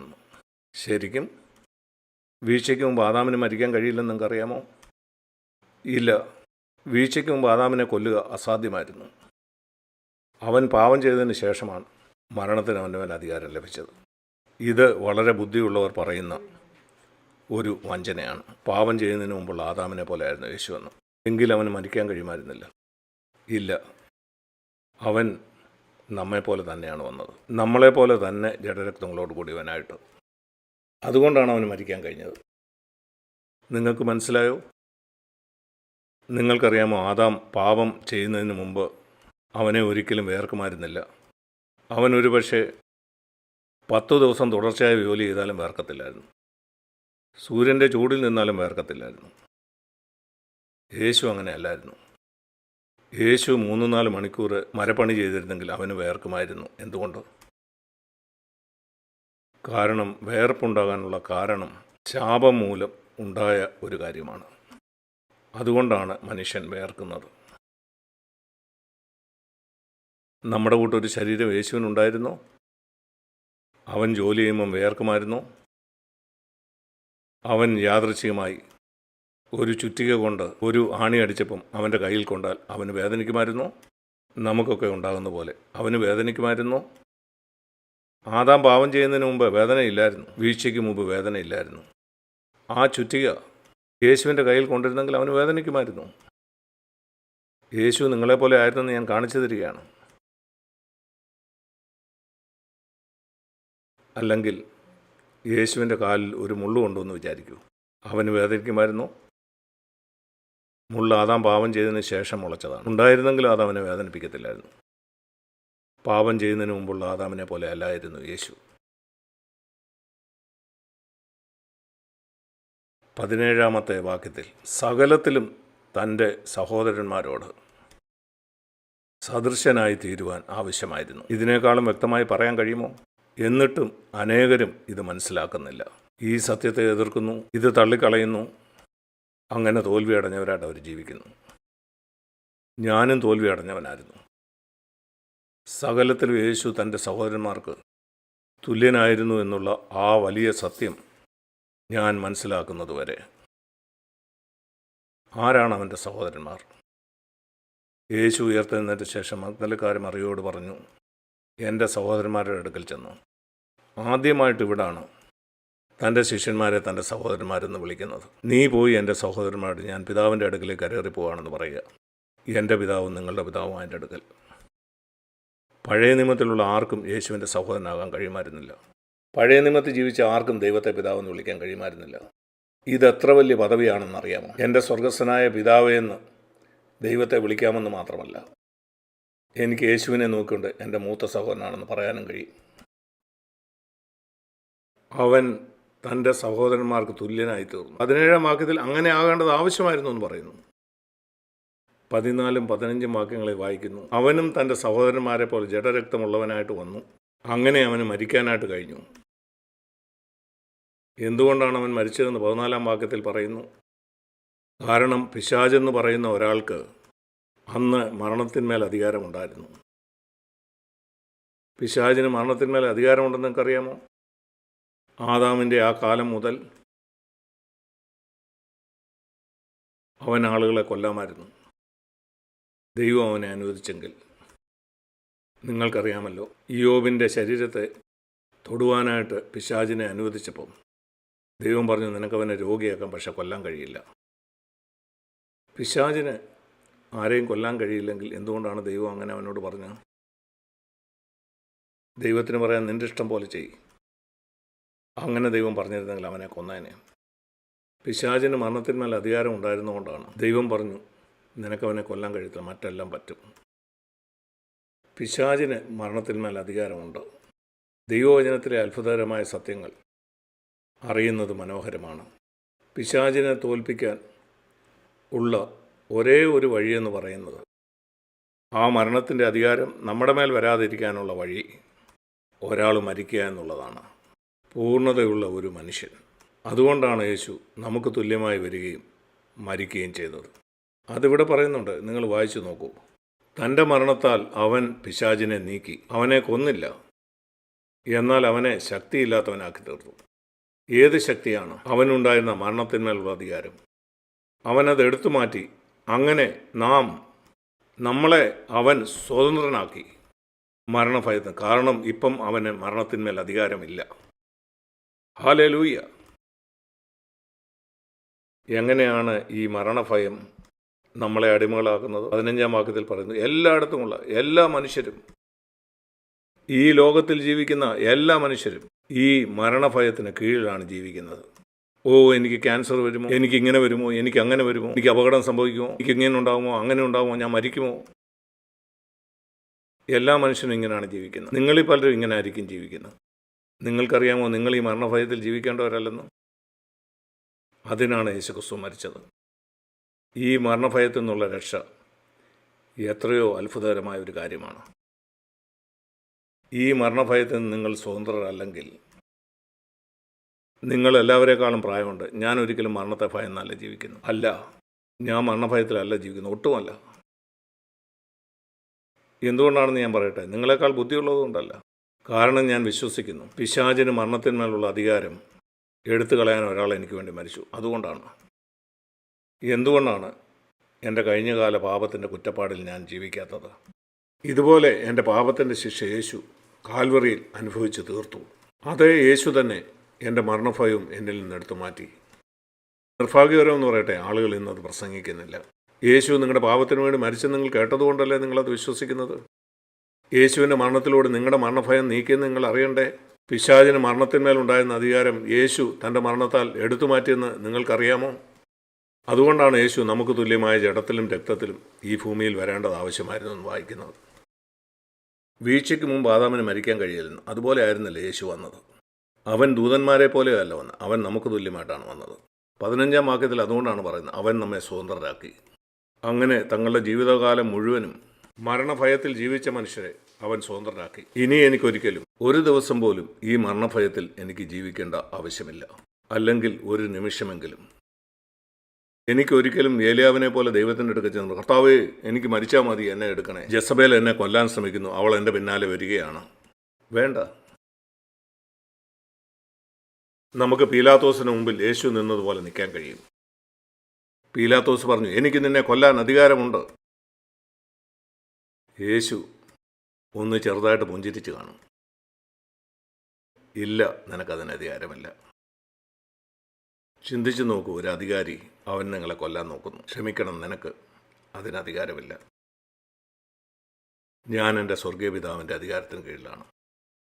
അവൻ നിനക്ക് തന്ന അധികാരമല്ലാതെ നിനക്ക് ഒരു അധികാരവുമില്ല. എന്തൊരു ധൈര്യം! എൻ്റെ പ്രിയ സഹോദരന്മാരെ, ഈ ധൈര്യമുള്ളവരായിട്ടാണ് ഓരോ ദൈവ പൈതലും ഈ ഭൂമിയിൽ നടക്കേണ്ടത്. ഒരു ദൈവ പൈതലെന്നുള്ള മഹത്വത്തോടെയാണോ നീ നടക്കുന്നത്? അതോ ഭയപ്പെട്ടുകൊണ്ടാണോ? മരണത്തെ വിട്ടുകളയുക. എൻ്റെ മേലധികാരി എൻ്റെ ജോലി തെറിപ്പിക്കുമെന്നുള്ള ഭയത്തോടാണോ? ജോലി നഷ്ടപ്പെടുന്ന മരണം പോലെ മോശപ്പെട്ട കാര്യമല്ല. ആ ഭയത്തിലാണോ നീ ജീവിക്കുന്നത്? നാം ഭയപ്പെട്ട് ജീവിക്കണമെന്ന് ദൈവം ആഗ്രഹിക്കുന്നില്ല. മരണഭയമാണ് ഏറ്റവും വലിയ ഭയം. ജോലി നഷ്ടപ്പെടുമെന്നുള്ള ഭയമോ, രോഗിയാകുമെന്നുള്ള ഭയമോ, സാമ്പത്തിക ബുദ്ധിമുട്ടോ, എല്ലാം അതിലും കുറഞ്ഞ ഭയമാണ്. ഏറ്റവും ഉയർന്ന ഭയത്തെ നിങ്ങൾ അതിജീവിച്ചാൽ മറ്റെല്ലാത്തിനെയും നിങ്ങൾക്ക് അതിജീവിക്കാൻ കഴിയും. ദാവീദ് ഗോലിയാത്തിനെ കൊന്നപ്പം മറ്റ് ഫെലിസ്തരൊക്കെ ഓടിപ്പോയി. നിങ്ങൾ വായിച്ചിട്ടുണ്ടോ? അതുകൊണ്ട് വലിയ മല്ലനെ നിങ്ങൾ തോൽപ്പിച്ചാൽ മറ്റുള്ളവരൊക്കെ ഓടിപ്പോകും. ഈ മരണഭയം അനേകം വിശ്വാസികളുടെ ഉള്ളിലുണ്ട്. അതുകൊണ്ടാണ് യേശു മരണത്തെ തോൽപ്പിച്ച് ഉയർത്തെഴുന്നേറ്റത്. അത് തെളിയിച്ചത് മരണത്തിന് നിങ്ങളുടെ മേൽ അധികാരമില്ലെന്നാണ്. നിങ്ങൾ ഇനി മരണഭയത്തിൽ ജീവിക്കേണ്ട ആവശ്യമില്ല. യേശുവിന് മുമ്പ് ആരും മരണത്തെ ജയിച്ചിട്ടില്ല. സുവിശേഷത്തിൻ്റെ മനോഹരമായ സന്ദേശമാണിത്. അപ്പോസ്തല പ്രവൃത്തി 1 ഞാനൊരു കാര്യം കാണിക്കാം, വളരെ പ്രധാനപ്പെട്ടത്. ഈ അപ്പോസ്തല പ്രവൃത്തിയിൽ പെന്തക്കോസ്ത് നാളിന് മുമ്പ് യേശുവിനെ ഉറ്റുകൊടുത്ത ശേഷം യൂദ മറ്റു 11 അപ്പോസ്തലന്മാരെ വിട്ട് അവൻ പോയി കെട്ടുഞാന്ന് ചത്തു. ഇവിടെ പത്രോസ് പറയുകയാണ്, ഇപ്പം യൂദായ്ക്ക് പകരം നാം മറ്റൊരാളെ കണ്ടെത്തേണ്ടതുണ്ട്. അപ്പോസ്തല പ്രവൃത്തി 1:21. ആകയാൽ കർത്താവായ യേശു യോഹന്നാൻ സ്നാപകന്റെ സ്നാനം മുതൽ നമ്മെ വിട്ട് സ്വർഗാരോഹണം ചെയ്ത നാൾ വരെ നമ്മളോടുകൂടി സഞ്ചരിച്ച ഒരാളെ ശിഷ്യനായി നാം തിരഞ്ഞെടുക്കണം. ആരായിരിക്കണം അവൻ? 22-ാം വാക്യം. അവൻ എന്തിന് സാക്ഷിയായിരിക്കണം? അവൻ്റെ ക്രൂശീകരണത്തിന് സാക്ഷിയല്ല, അല്ല, അവൻ്റെ പുനരുദ്ധാരണത്തിന് സാക്ഷി. ഞാൻ ദുഃഖത്തോടെ പറയട്ടെ, മിക്ക ക്രിസ്ത്യാനികളും കർത്താവിൻ്റെ ക്രൂശീകരണത്തിന് സാക്ഷികളാണ്. അവരുടെ പ്രധാനപ്പെട്ട സന്ദേശം, നിങ്ങൾക്കറിയാമോ യേശു നിങ്ങൾക്ക് വേണ്ടി മരിച്ചെന്ന്. ശരിയാണ്. എന്നാൽ നമ്മൾ യേശു പുനരുദ്ധാനം പ്രാപിച്ചെന്നും അവൻ മരണത്തെ ജയിച്ചെന്നുള്ളതിന് സാക്ഷിയാകണം. അവൻ മരിക്കുക മാത്രമല്ലായിരുന്നു. ഡിക്കോസ്റ്റ സ്ക്വയറിലുള്ള നമ്മുടെ പഴയ സഭാ ഹാളിൻ്റെ മുമ്പിൽ നമ്മളൊരു ക്രൂശിൻ്റെ രൂപം വെച്ചിരുന്നു. പലയിടത്തും നമ്മൾ ക്രൂശിൻ്റെ രൂപം കാണുമ്പോൾ അതിൽ യേശു തൂങ്ങിക്കിടക്കുന്ന കാണാറുണ്ട്. അതൊരു വഞ്ചനയാണ്. അത്തരം ക്രൂശുകൾ ഒരു വഞ്ചനയാണ്. കാരണം അവൻ അതിൽ തൂങ്ങിക്കിടക്കുന്നില്ല. യേശു തൂങ്ങിക്കിടക്കുന്ന ക്രൂശെല്ലാം ഒരു വലിയ വഞ്ചനയാണ്. 2000 കൊല്ലം മുമ്പ് അവൻ ആ ക്രൂശിൽ നിന്ന് പുറത്തു വന്നു. അതുകൊണ്ടാണ് ആ ക്രൂശിൽ യേശു ക്രിസ്തു ഇന്ന് ജീവിച്ചിരിക്കുന്നു എന്ന് നമ്മൾ രേഖപ്പെടുത്തിയത്. പോയി അത് കാണൂ. എന്തുകൊണ്ടാണ് അങ്ങനെ രേഖപ്പെടുത്തിയത്? കാരണം അവൻ ഇന്ന് ആ ക്രൂശിലല്ല. അവൻ ഉയർത്തെഴുന്നേറ്റു. അതാണ് നമ്മുടെ സാക്ഷ്യം. വളരെ പ്രധാനപ്പെട്ട ഒരു കാര്യം. നിങ്ങളിത് മനസ്സിലാക്കിയിട്ടുണ്ടോ എന്ന് എനിക്കറിയില്ല. ആ ക്രൂശിൽ രേഖപ്പെടുത്തിയിരിക്കുന്ന ആ വാക്കിൻ്റെ പ്രധാനം. കാരണം യേശു ഇന്ന് ജീവിച്ചിരിക്കുന്നു. അവൻ ക്രൂശിൽ തൂങ്ങിക്കിടക്കല്ല. അതാണ് നമ്മൾ പ്രസംഗിക്കുന്ന ക്രൂശും മറ്റനേകർ പ്രസംഗിക്കുന്ന ക്രൂശും തമ്മിലുള്ള വ്യത്യാസം. പലരുടെയും ക്രൂശിൽ യേശു ഇപ്പോഴും തൂങ്ങിക്കിടക്കുകയാണ്. അവൻ്റെ മരണത്തിൻ്റെ മാത്രം സാക്ഷികളല്ല നമ്മൾ, എന്നാൽ അവൻ്റെ പുനരുദ്ധാനത്തിൻ്റെ സാക്ഷികളാണ്. എല്ലായ്പ്പോഴും അപ്പോസ്തലന്മാർ പറഞ്ഞുകൊണ്ടിരുന്നത് അവൻ്റെ പുനരുദ്ധാനത്തിൻ്റെ സാക്ഷികളാണെന്നാണ്. എല്ലായ്പ്പോഴും ഞങ്ങൾ അവൻ്റെ പുനരുദ്ധാനത്തിൻ്റെ സാക്ഷികളാണ്. നമുക്ക് എബ്രായർ 2 മടങ്ങി വരാം. 17 വാക്യം. അവൻ സകലത്തിലും തൻ്റെ സഹോദരന്മാരോട് സാദൃശ്യനായി തീരുവാൻ ആവശ്യമായിരുന്നു. കാരണം ഇങ്ങനെ മാത്രമേ, ഇതിനു മുമ്പ് നാം വായിച്ചത്, അവൻ നമുക്ക് തുല്യമായ ജഡരക്തങ്ങളോടുകൂടി വന്നത്, അങ്ങനെ മാത്രമേ അവന് മരിക്കാൻ കഴിയുള്ളായിരുന്നു. എന്തുകൊണ്ടാണ് അവൻ അങ്ങനെ മരിച്ചത്? അങ്ങനെ മാത്രമേ മരണത്തിന്മേലുള്ള അധികാരം പിശാചിൽ നിന്ന് എടുത്തു മാറ്റാൻ കഴിയുള്ളായിരുന്നു. അങ്ങനെ നമ്മെ അവൻ മരണഭയത്തിൽ നിന്ന് രക്ഷിച്ചു. എന്നാൽ ഇവിടെ പറയുന്നത് അവൻ നമ്മുടെ ജഡരക്തങ്ങളോട് വന്നു എന്ന് മാത്രമല്ല, അതൊരു കാര്യമാണ്. അവൻ എല്ലാ കാര്യത്തിലും നമുക്ക് തുല്യം ആയി തീർന്നു. എന്തുകൊണ്ട്? ഇവിടെ പിശാചിൻ്റെ അധികാരത്തിൽ നിന്ന് നമ്മളെ രക്ഷിക്കുന്നതിനെ പറ്റിയല്ല പറയുന്നത്. ഇവിടെ അവൻ പറയുന്ന പരീക്ഷയിൽ നിന്ന് നമ്മളെ രക്ഷിക്കുന്ന കാര്യത്തെ പറ്റിയാണ്. പിശാചിൽ നിന്ന് രക്ഷിക്കുന്ന കാര്യത്തെപ്പറ്റി അവൻ പറഞ്ഞു തീർത്തു. 18 വാക്യത്തിൽ നാം വായിക്കുന്നത്. കാരണം അവൻ തന്നെ പരീക്ഷിതനായി. 18 വാക്യത്തിൽ നാം വായിക്കുന്നത് അവൻ പരീക്ഷിതനായി, ആ പരീക്ഷകളിൽ അവൻ കഷ്ടം അനുഭവിച്ചു എന്ന് പറഞ്ഞാൽ അവൻ ആ പരീക്ഷ നിഷേധിച്ചു. അതുകൊണ്ട് നാം പരീക്ഷിക്കപ്പെടുമ്പം അവന് നമ്മെ സഹായിക്കാൻ കഴിയും. അത് മറ്റൊരു കാര്യമാണ്. ഇതാണ് എബ്രായ ലേഖനം പറയുന്നത്. എങ്ങനെ നമുക്ക് പൂർണ്ണതയിലേക്ക് മുന്നേറാം? നാം ആ അടിസ്ഥാനത്തിൽ തന്നെ തുടരണ്ട. നാം എപ്പോഴും പാല് കുടിച്ചുകൊണ്ട് തന്നെ ഇരിക്കണ്ട. നമുക്ക് മുന്നോട്ട് പോകാം. യേശു ജഡരക്തങ്ങളോട് കൂടിയവനായി വന്ന് മരിച്ചു. അങ്ങനെ നാം മരണഭയത്തിൽ ഇനി ജീവിക്കണ്ട. അവനൊരു മഹാപുരോഹിതനാകേണ്ടതിന് നമുക്ക് തുല്യം സകലത്തിലും അവൻ പരീക്ഷിക്കപ്പെട്ടു. അങ്ങനെ അവൻ പാപങ്ങൾക്ക് പരിഹാരം വരുത്തുക മാത്രമല്ല ചെയ്തത്, നിശ്ചയമായിട്ടും അത് ഒന്നാമത്തെ കാര്യമാണ്. നമ്മുടെ പഴയകാല പാപങ്ങൾ ക്ഷമിക്കപ്പെട്ടു. 17 വാക്യം നമ്മുടെ പഴയകാല പാപത്തെ പറ്റിയാണ് പറയുന്നത്. അവൻ പ്രായശ്ചിത്തം വരുത്തിയെന്ന് പറഞ്ഞാൽ പാപത്തിന് നേരെ ദൈവത്തിൻ്റെ കോപത്തെ അവൻ ശമിപ്പിച്ചു. എന്നാൽ രണ്ടാമത്, ഇപ്പം നമ്മൾ പരീക്ഷിക്കപ്പെടുമ്പോൾ ഇവിടെ അവൻ പഴയ പാപത്തെ പറ്റിയല്ല പറയുന്നത്. ഇവിടെ വർത്തമാനകാലത്തെ പറ്റിയാണ് പറയുന്നത്. നമ്മൾ പരീക്ഷിക്കപ്പെടുമ്പോൾ അവനെ ഓടി വന്ന് നമ്മളെ സഹായിക്കാൻ കഴിയും. എത്ര മനോഹരമായൊരു ചിത്രം! ഞാൻ പരീക്ഷിക്കപ്പെടുമ്പം യേശു ഓടി വരുന്നു എൻ്റെ സഹായത്തിനായിട്ട്. ഞാൻ എൻ്റെ സാക്ഷ്യം പറയാം. ഇതാണ് എൻ്റെ ജീവിതത്തെ വ്യത്യാസപ്പെടുന്നത്. ഞാൻ വിശ്വസിച്ചപ്പം, യേശു എന്നെപ്പോലെ വന്നു എന്ന് വിശ്വസിച്ചപ്പം, ഞാൻ വീണ്ടും ജനിച്ചതിന് ശേഷം 16 വർഷങ്ങളോളം കഴിഞ്ഞ് ഈ 16 വർഷവും ഞാൻ പരാജയപ്പെട്ടുകൊണ്ടിരുന്നു. എല്ലാ തരത്തിലുള്ള പാപത്തിനും തോൽപ്പിക്കപ്പെട്ടുകൊണ്ടിരുന്നു. വീണ്ടും ജനിക്കപ്പെട്ടവനായിരിക്കുമെന്ന് തന്നെ. ഒരിക്കൽ ഞാൻ ആകെ മടുത്തു. ഒരു ദിവസം കൊണ്ടല്ല, പല നാളുകളായി മടുത്തുകൊണ്ടിരുന്നു. എന്നാൽ ഒരു ദിവസം ദൈവം തൻ്റെ ആത്മാവ് കൊണ്ട് എന്നെ നിറച്ചു.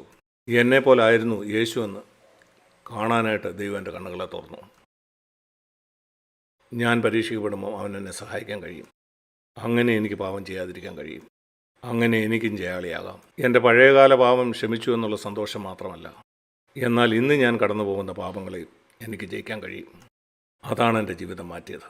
ദൈവത്തിന് മുമ്പാകെ എനിക്ക് പറയാൻ കഴിയും, അന്നു മുതൽ എൻ്റെ ക്രിസ്ത്യ ജീവിതം വ്യത്യസ്തമായി തീർന്നു. ഈ അടിസ്ഥാനത്തിന്മേലാണ് നാം CFC പണിയുന്നത്. നമ്മളെ പരിശുദ്ധാത്മാവിൻ്റെ അഭിഷേകം എന്നുള്ളൊരു അടിസ്ഥാനത്തിന്മേൽ മാത്രമല്ല പണിയുന്നത്. യേശു നമുക്ക് തുല്യമായി പരീക്ഷിക്കപ്പെട്ടെന്നുള്ള ആ അടിസ്ഥാനത്തിന്മേൽ കൂടെയാണ്. അവൻ നമുക്ക് മുന്നേ ഈ ഓട്ടം ഓടിയവനാണ്. അവൻ നമുക്ക് മുന്നേ ഈ ഓട്ടം ഓടി. അതുപോലെ എബ്രായർ 3-ാം അധ്യായത്തിൽ ഇതേ കാര്യം തന്നെയാണ് നമ്മൾ അവിടെയും വായിക്കുന്നത്. അവൻ പറയുകയാണ്, ഞാൻ പഴയ നിയമത്തിൽ നിങ്ങൾക്കൊരു സാദൃശ്യം കാണിച്ചു തരാം. എബ്രായർ 3:17 വാക്യം. 40 ആണ്ട് അവരോട് ക്രുദ്ധിച്ചു. എബ്രായർ 3:16 മോശ മുഖാന്തരം ദൈവം പുറപ്പെടുവിച്ചുകൊണ്ട് വന്ന ആ ജനത്തോട്. പിന്നെ എന്തുകൊണ്ടാണ് ദൈവം 40 കൊല്ലം അവരോട് ക്രുദ്ധിച്ചത്? മിസ്രൈമിൽ നിന്ന് ദൈവം അവരെ വിടുവിച്ചത് പിശാചിൻ്റെ അധീനതയിൽ നിന്നുള്ള രക്ഷയാണ് കാണിക്കുന്നത്. ഫറവോൻ പിശാചിൻ്റെ ഒരു ചിത്രമാണ്. അതിനുശേഷം അവർ ചെങ്കടലിൽ കൂടെ കടന്നുപോയത് സ്നാനത്തിൻ്റെ ഒരു അടയാളമാണ്. ഇവർ രക്ഷിക്കപ്പെട്ടവരാണ്, സ്നാനപ്പെട്ടവരാണ്. ഇവരോട് ദൈവം കോപിക്കുമോ? നിങ്ങൾക്ക് എന്തു തോന്നുന്നു? അല്ലെങ്കിൽ പിന്നെ ഇതിൻ്റെ അർത്ഥം എന്താണ്? ഇത് നമ്മളെക്കുറിച്ചല്ലെങ്കിൽ എന്തിനാണ് ഇവിടെ രേഖപ്പെടുത്തിയിരിക്കുന്നത്? കാരണം അവർക്ക് ആ വാഗ്ദത്ത ദേശത്ത് പ്രവേശിക്കാൻ കഴിഞ്ഞില്ല. അതുകൊണ്ടാണ് അവൻ കോപിച്ചത്. അവരുടെ അവിശ്വാസം.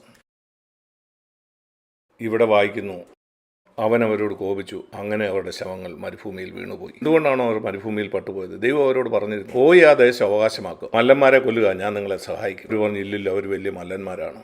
ഇതുപോലെ തന്നെയാണ് ഇന്നും അനേക വിശ്വാസികൾ. അവരുടെ പാപങ്ങൾ ക്ഷമിക്കപ്പെട്ടു, അവർ വെള്ളത്തിൽ സ്നാനമേറ്റു, അവർക്ക് പരിശുദ്ധാത്മ സ്നാനവും ലഭിച്ചു, ആ മേഘം സ്വർഗത്തിൽ നിന്ന് അവരുടെ മേൽ വന്നു. എന്നിട്ടും അവർ പാപത്താൽ തോൽപ്പിക്കപ്പെട്ടുകൊണ്ടിരിക്കുകയാണ്. അനേക ആളുകൾക്കും അറിയില്ല എന്തിനാണ് ദൈവം പരിശുദ്ധാത്മാവിനെ നമുക്ക് തന്നതെന്ന്. എത്ര വലിയ വഞ്ചനയിലാണ് പിശാച് ദൈവമക്കളെ വഞ്ചിച്ചുകൊണ്ട് ഇപ്രകാരം പറയുന്നത്. ദൈവം പരിശുദ്ധാത്മാവിൻ്റെ അഭിഷേകം തന്നത് നിങ്ങളെ അന്യഭാഷ പറയിപ്പിക്കാൻ. എത്ര വലിയ വഞ്ചനയാണത്. അന്യഭാഷയുടെ വരത്തിനായി ഞാൻ ദൈവത്തിന് നന്ദി പറയുന്നു. എന്നാൽ അതിനുവേണ്ടിയല്ല ദൈവം നമ്മെ പരിശുദ്ധാത്മാവോട് നിറയ്ക്കുന്നത്. അല്ല, ആ മേഘസ്തംഭം അവരെ സൂര്യൻ്റെ ചൂടിൽ നിന്ന് രക്ഷിച്ചു. ശരി, ആ അഗ്നിസ്തംഭം രാത്രിയിൽ ഒരു അഗ്നി തൂണായി. അതവരുടെ സുരക്ഷയ്ക്കായിട്ട് രാത്രിയിൽ വെളിച്ചം നൽകി. ശരി, എന്നാൽ അതിൻ്റെ ഉദ്ദേശം അതല്ല. പരിശുദ്ധാത്മാഭിഷേകം എനിക്ക് അന്യഭാഷയുടെ വരം നൽകാം, എനിക്ക് ആവേശം തരാം. എന്നാൽ ആത്മാവിനെ നൽകിയത് ഇതിനു വേണ്ടിയല്ല. അത് ഇസ്രായേൽ മക്കൾക്ക് ദൈവം നൽകിയ സുരക്ഷയാണ്. ആ മേഘസ്തംഭത്തിൻ്റെ യഥാർത്ഥ ഉദ്ദേശം അവരെ ആ കനാൻ നാട്ടിലേക്ക് എത്തിക്കുക എന്നുള്ളതായിരുന്നു. ദിനം പ്രതി അവരതിനെ അനുഗമിച്ച് കനാലിലെത്തണം. അതായിരുന്നു ആ മേഘസ്തംഭത്തിൻ്റെ ഉദ്ദേശം. അവർക്കത് മനസ്സിലായേയില്ല. ഈ പരിശുദ്ധാത്മ സ്നാനത്തിൻ്റെ ഉദ്ദേശം ആ വാഗ്ദത്ത നാട്ടിലേക്ക് നടത്തേണ്ടതിനാണ്, അവിടെ വസിക്കുന്ന എല്ലാ പാപത്തിൻ്റെ മല്ലന്മാരെയും തോൽപ്പിക്കാൻ. അതുകൊണ്ടാണ് ദൈവം അവരോട് കോപിച്ചത്. കാരണം അവരാ വാഗ്ദത്ത നാടിൻ്റെ അതിരിലെത്തിയപ്പോൾ അവർ പറഞ്ഞു, ഇല്ലില്ല, പാപത്തിന് നമ്മുടെ ദൈവത്തേക്കാൾ കൂടുതൽ ശക്തിയുണ്ട്. ഞാൻ എൻ്റെ വാക്കിൽ പറഞ്ഞാൽ, മോശ ദേശം ഒറ്റുനോക്കുവാൻ അയച്ച ആ 10 പേർ ഇസ്രായേൽ മക്കളോട് പറഞ്ഞത് ഇതാണ്. ഞാൻ കോപത്തെപ്പറ്റി ചിന്തിക്കുമ്പോൾ അതിന് മുമ്പിൽ ഞാനൊരു വെട്ടുക്കിളിയെ പോലെ ഉള്ളൂ. വെറുപ്പിൻ്റെ മുമ്പിൽ ഇല്ലില്ല, നമുക്ക് അവരെ ജയിക്കാൻ പറ്റില്ല. അവരെ ഒരിക്കലും നമുക്ക് ജയിക്കാൻ പറ്റില്ല. പരിശുദ്ധാത്മാവിനൊന്നും ഇവരെ തോൽപ്പിക്കാൻ കഴിയത്തില്ല. അവർ വളരെ ശക്തിയുള്ളവരാണ്. ദൈവം പറയുന്നത്, നീ പരിശുദ്ധാത്മാവിനെ അപമാനിക്കുകയാണോ? കുറേ നാളുകൾ ദൈവം ക്ഷമയോടെ അവർക്ക് വേണ്ടി കാത്തുകൊണ്ടിരുന്നു. പിന്നെ പറഞ്ഞു, നീ ഒരിക്കലും ആ നാട്ടിൽ കടക്കയില്ല. നിന്റെ ഈ പരാജയപ്പെട്ട ജീവിതത്തിൽ നിന്റെ ജീവിതകാലം മുഴുവൻ നീ തുടരും. എത്ര നാളുകളായി ജയത്തിൻ്റെ സുവിശേഷം നീ കേട്ടുകൊണ്ടിരിക്കുന്നു. CFCയിൽ കടന്നു വന്ന ജയത്തെക്കുറിച്ചുള്ള സുവിശേഷം നീ കേൾക്കുന്നു. എത്രയോ ആഴ്ചകളായിട്ട് നീ ഇതിനെ ഒന്നും ഗൗരവമായിട്ട് എടുക്കുന്നേയില്ല. നീ വിശ്വസിക്കുന്നുമില്ല സർവശക്തനായ ദൈവത്തിൻ്റെ ശക്തിയാൽ നിനക്ക് ജയിക്കാൻ കഴിയുമെന്നും. പാപത്തിന് ദൈവത്തേക്കാൾ ശക്തിയുണ്ടെന്ന് പറഞ്ഞ് നീ പിശാചിനെയാണ് മഹത്വീകരിക്കുന്നത്. എന്നാൽ യോശുവയും കാലവും പറഞ്ഞു. അവർ പറഞ്ഞു, നമ്മുടെ ദൈവത്താൽ ഈ മല്ലന്മാർ നമ്മുടെ ഇരകളാണ്, നാം അവരെ ഭയപ്പെടരുത്. നിങ്ങൾ സംഖ്യാപുസ്തകം 14 വായിച്ചു. ദൈവം പറഞ്ഞു, യോശുവയ്ക്കും കാലേബിനും മറ്റൊരാത്മാവുണ്ട്, അവരെ ഞാൻ വാഗ്ദത്ത നാട്ടിലേക്ക് കൊണ്ടുപോകും. അതാണ് എബ്രായ ലേഖനം 3 നാം വായിക്കുന്നത്. ഇത്ര വലിയ രക്ഷയെ അഗണ്യമാക്കിയാൽ അവരത് നിരസിച്ചില്ല. മിസ്രൈമിൽ നിന്ന് പുറത്തു വന്നു, എന്നാൽ അവരതിനെ ഗണ്യമാക്കിയില്ല.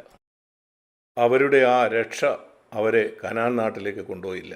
ഞാൻ വിശ്വസിക്കുന്നു ഇവിടെ ഇരിക്കുന്ന അനേകർ നിങ്ങൾ മിസ്രൈം വിട്ട് പുറപ്പെട്ടു വന്നവരാണ്, കുഞ്ഞാടിൻ്റെ രക്തം മൂലവും ജലസ്നാനത്തിലൂടെയൊക്കെ. എന്നാൽ ഇത് നിങ്ങൾ ഗണ്യമാക്കുന്നുണ്ടോ? ഈ പരിശുദ്ധാത്മാവിൻ്റെ നിറവിൻ്റെ ഉദ്ദേശം നിങ്ങളെ കനാലിലുള്ള എല്ലാ മല്ലന്മാരെയും ജയിക്കുവാൻ വേണ്ടിയാണ്. ഞാൻ ഈ ഇസ്രയേലിൻ്റെ ഭൂപടം, ആ കനാൻ നാടിൻ്റെ, അതെനിക്ക് എൻ്റെ ശരീരത്തിൻ്റെ ഒരു രൂപം പോലെ തോന്നി. തല തൊട്ട് കാലുവരെ അവിടെയാണ് ഈ മല്ലന്മാർ വസിക്കുന്നത്. ഈ മല്ലന്മാർ ഈ ശരീരത്തിന് ഉള്ളിലാണ്. ദൈവം പറയുന്നത് ഞാൻ ഈ എല്ലാ മല്ലന്മാരെയും ജയിച്ച് ആ നാട് കീഴടക്കണമെന്നാണ്. കാരണം അവരല്ല ഇവിടുത്തെ ഭരണം നടത്തേണ്ടത്. ദൈവം പറയുന്ന ഇതാണ്, യഹോവയായ ഞാനാണ് ഈ ദേശം ഭരിക്കേണ്ടത്, അല്ലാതെ ഈ കനാന്യ മല്ലരല്ല. അതാണ് കർത്താവ് നിങ്ങളോട് പറയുന്നത്. കോപമല്ല നിങ്ങളുടെ ജീവിതത്തെ കർത്തൃത്വം നടത്തേണ്ടത്. പെറുപെറുപ്പും പരാതികളുമല്ല നിങ്ങളുടെ ജീവിതത്തിൽ കർത്തൃത്വം നടത്തേണ്ടത്. കള്ളം പറയുന്നതല്ല നിങ്ങളുടെ ജീവിതത്തെ കർത്തൃത്വം നടത്തേണ്ടത്. ദ്രവ്യാഗ്രഹമോ കൂടുതൽ സ്വത്ത് സമ്പാദിക്കുന്ന ഒന്നുമായിരിക്കരുത് നിങ്ങളുടെ മേൽ ഭരണം നടത്തേണ്ടത്. ദ്രവ്യാഗ്രഹം എപ്പോഴും കൂടുതൽ വേണം, നിങ്ങൾക്ക് ആവശ്യമുള്ളതിനേക്കാൾ വളരെ കൂടുതൽ. നിങ്ങളെ കർത്തൃത്വം നടത്തുന്നത് അതായിരിക്കരുത്. കയ്പ്, മറ്റുള്ളവരോട് ക്ഷമിക്കാത്ത മനോഭാവം, അതുമായിരിക്കരുത് നിങ്ങളുടെ മേൽ കർത്തൃത്വം നടത്തുന്നത്. മോശം ചിന്തകൾ, ദൈവം നിങ്ങൾക്ക് തരാത്ത ഒരു സ്ത്രീയെ നിങ്ങൾ മോഹിക്കുന്നത്, നിങ്ങളെ ഭരിക്കേണ്ട ഇതായിരിക്കരുത്. നിങ്ങളുടെ ഭാര്യയല്ലാത്ത ഒരു സ്ത്രീയുടെ നഗ്ന ചിത്രങ്ങൾ കാണുന്നത് എത്ര മോശപ്പെട്ട ഒരു കാര്യം. ദുരാഗ്രഹം, മോഹം, അതായിരിക്കരുത് നിങ്ങളുടെ കണ്ണിനെയും ശരീരത്തെയും ഭരിക്കുന്നത്.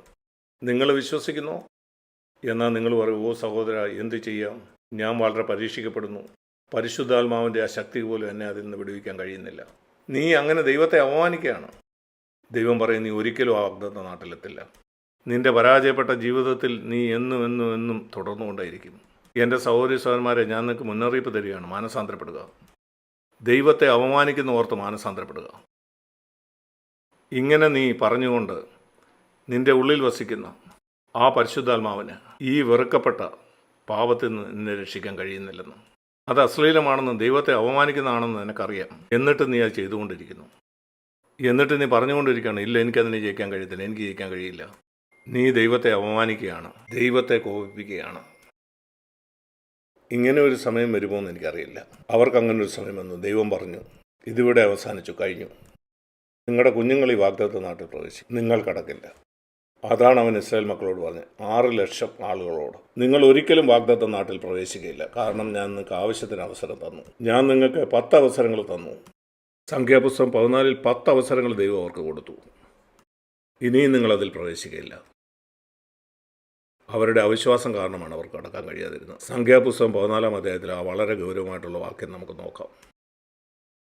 അവിടെ നമ്മൾ വായിക്കുന്നു, മോശ അവരോട് ക്ഷമിക്കണമെന്ന് ദൈവത്തോട് അപേക്ഷിച്ചു.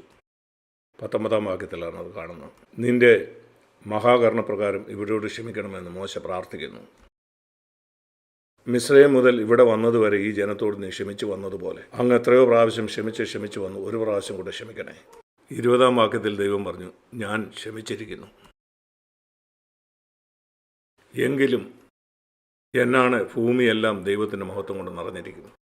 എങ്കിലും ഈ മനുഷ്യർ അവരോട് ക്ഷമിച്ചതാണ്, അവരുടെ പഴയകാല പാപം ക്ഷമിച്ചു. ഞാൻ മിസ്രൈമിൽ ചെയ്ത അടയാളങ്ങൾ ഇവർ കണ്ടതാണ്.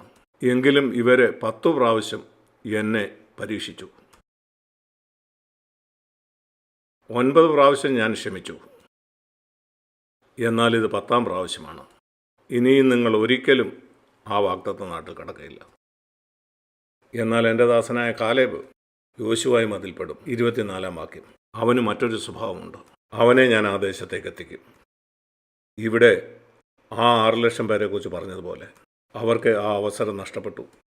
അവർക്കവിടെ കടക്കാൻ കഴിഞ്ഞില്ല. നിങ്ങൾക്കറിയാമോ ഇതിന് ശേഷം എന്താണ് സംഭവിച്ചത്? അവർ പറഞ്ഞു, ഓ ഞങ്ങളോട് ക്ഷമിക്കണേ. പിറ്റേന്ന് അതികാലത്ത് എഴുന്നേറ്റ് ഇതേ അധ്യായത്തിൻ്റെ 40-ാം വാക്യത്തിൽ 14-40 രാവിലെ നിങ്ങളിത് കണ്ടിട്ടുണ്ടോ? അവരാ ദേശത്തേക്ക് കടന്നു ചെന്നു. അവർ പറഞ്ഞു, ഞങ്ങൾ പാപം ചെയ്തു, ഇപ്പം ഞങ്ങൾ പോകാൻ തയ്യാറാണ്. വെറും 24 മണിക്കൂറിന് ശേഷം, ശരി, ഞങ്ങൾ ചെയ്തത് ശരിയല്ല, ഞങ്ങൾ ആ നാട്ടിലേക്ക് പോവുകയാണ്. മോശ പറഞ്ഞു, അരുതേ, നിങ്ങളുടെ അവസരം കഴിഞ്ഞു, നിങ്ങൾക്കിപ്പം പോകാൻ കഴിയില്ല. ഇനിയും പോയാൽ നിങ്ങൾ പരാജയപ്പെടും. എന്നാൽ അവർ അവൻ്റെ വാക്ക് കേട്ടില്ല. 44-ാം വാക്യത്തിൽ അവർ പുറപ്പെട്ടു പോയി. ഈ ഇസ്രായേൽ മക്കൾ കനാൻ നാട്ടിലേക്ക് കടക്കാൻ ശ്രമിക്കുകയാണ്. അങ്ങനെ അവർ പോയി. 45-ാം വാക്യത്തിൽ അമാലേക്കരും കനാന്യരും ഇറങ്ങി വന്ന് അവരെ തോൽപ്പിച്ച് ചിഹ്നിച്ച് അവരെ ഓടിച്ചു കളഞ്ഞു. നിങ്ങൾ ശ്രദ്ധിച്ചോ, മോശ പോകരുതെന്ന് പറഞ്ഞ ശേഷവും അവർ ആ നാട്ടിലേക്ക് പോകാൻ ശ്രമിച്ചു. 24 മണിക്കൂർ എങ്കിലും സമയം കഴിഞ്ഞു പോയി. ഞാനതേപ്പറ്റി ചിന്തിച്ചു. ഒരു പരിധിവരെ നമുക്ക് ദൈവത്തിൻ്റെ ക്ഷമയെ പ്രകോപിപ്പിച്ചുകൊണ്ടിരിക്കാൻ കഴിയും. പിന്നെ ദൈവം പറയും, ശരി, നിനക്ക് ഞാൻ ഒത്തിരി അവസരങ്ങൾ തന്നു, കഴിഞ്ഞു, നിന്നോട് ക്ഷമിക്കും, എന്നാൽ ആ വാഗ്ദത്ത നാട്ടിൽ നീ കടക്കുകയില്ല. ഈ വർഷങ്ങളിലൊന്നും നീ അത് ഗൗരവമായിട്ടെടുത്തില്ല. എനിക്കറിയില്ല ഇന്നും അത് സംഭവിക്കുമെന്ന്. ഞാനല്ല അത് തീരുമാനിക്കുന്നത്, ഞാൻ ദൈവമല്ല. എന്നാൽ ഞാൻ വിശ്വസിക്കുന്നു തിരുവചനത്തിൽ രേഖപ്പെടുത്തിയിട്ടുള്ളത് നമ്മുടെ ബുദ്ധി ഉപദേശത്തിനാണ് രേഖപ്പെടുത്തിയിരിക്കുന്നത്. നോക്കൂ, 1 കൊരിന്ത്യർ 10-ാം അധ്യായത്തിൽ, ഈ 1 കൊരിന്ത്യർ 10-ാം അധ്യായത്തിൽ ഇങ്ങനെയാണ് വായിക്കുന്നത്. 6-ാം വാക്യത്തിൽ, 1 കൊരിന്ത്യർ 10:6, ഇത് നമുക്ക് ദൃഷ്ടാന്തമായി ഭവിച്ചു. 9-ാം വാക്യത്തിൽ പറയുന്നു, അവരിൽ ചിലർ പരീക്ഷ പോലെ നാം കർത്താവിനെ പരീക്ഷിക്കരുത്, അവരെ പോലെ പുറപ്പെടുക്കരുത്. 11-ാം വാക്യത്തിൽ അതവർക്ക് ദൃഷ്ടാന്തമായി ഭവിച്ചു, നമുക്ക് ബുദ്ധിയുപദേശത്തിനായി എഴുതിയിരിക്കുന്നു. അതുകൊണ്ട് നിൽക്കുന്നുവെന്ന് തോന്നുന്നവൻ, 12-ാം വാക്യം, വീഴാതിരിപ്പാൻ നോക്കിക്കൊള്ളട്ടെ. ഞാൻ പറയുന്ന ഇത്രയേ ഉള്ളൂ, ദൈവത്തിൻ്റെ മഹാമനസ്കരെ നാം മുതലാക്കരുത്. വളരെ ഗൗരവമായിട്ടുള്ള കാര്യം ഉൽപ്പത്തി 6-ാം അധ്യായത്തിൽ നാം വായിക്കുന്നുണ്ട്. അത് ഞാൻ നിങ്ങളെ ഓർപ്പിക്കാനായിട്ട് ആഗ്രഹിക്കുന്നു. ഉൽപ്പത്തി പുസ്തകം 6-ാം അധ്യായം 3-ാമത്തെ വാക്യം. അപ്പോൾ യഹോവ പറഞ്ഞു, എൻ്റെ ആത്മാവ് സദാകാലവും ബാധിച്ചുകൊണ്ടിരിക്കില്ല, കാരണം അവർ ജഡമാണ്, അവരുടെ ദിനങ്ങൾ എണ്ണപ്പെട്ടതാണ്. ആ നാളിൽ അത് 120 സംവത്സരമായിരുന്നു. മരുഭൂമിയിൽ ഇസ്രായേൽ മക്കൾക്ക് 2 വർഷമായിരുന്നു, അത്രേ ഉള്ളായിരുന്നു. എനിക്കറിയില്ല, ഓരോരുത്തർക്കും അത് വ്യത്യസ്തമാണ്.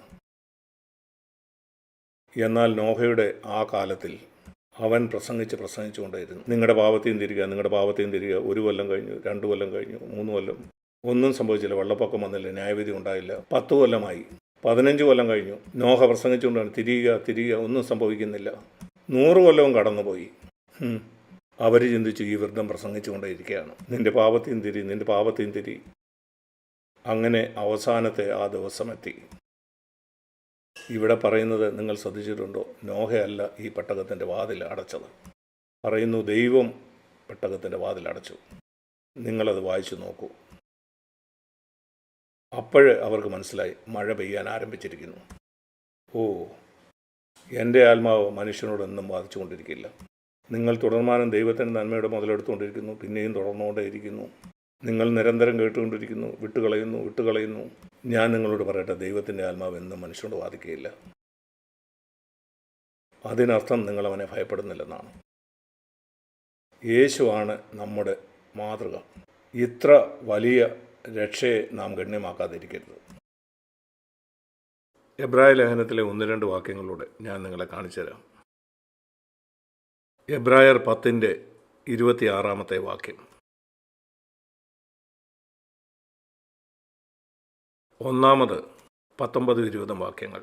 അതുകൊണ്ട് സഹോദരന്മാരെ, യേശു തൻ്റെ ദേഹമെന്ന തിരശ്ശീലയിൽ കൂടെ നമുക്ക് പ്രതിഷ്ഠിച്ച ജീവനുള്ള പുതുവഴിയായി തൻ്റെ വിശുദ്ധ മന്ദിരത്തിലേക്കുള്ള പ്രവേശനം നമുക്ക് സാധ്യമാക്കി. അവൻ നമ്മെപ്പോലെ പരീക്ഷിക്കപ്പെട്ടു, എന്നാൽ അവൻ പാപം ചെയ്തില്ല. അവൻ ആ പരീക്ഷകളെ ജയിച്ച് നമുക്കൊരു പുതിയ വഴി തുറന്നു വന്നു.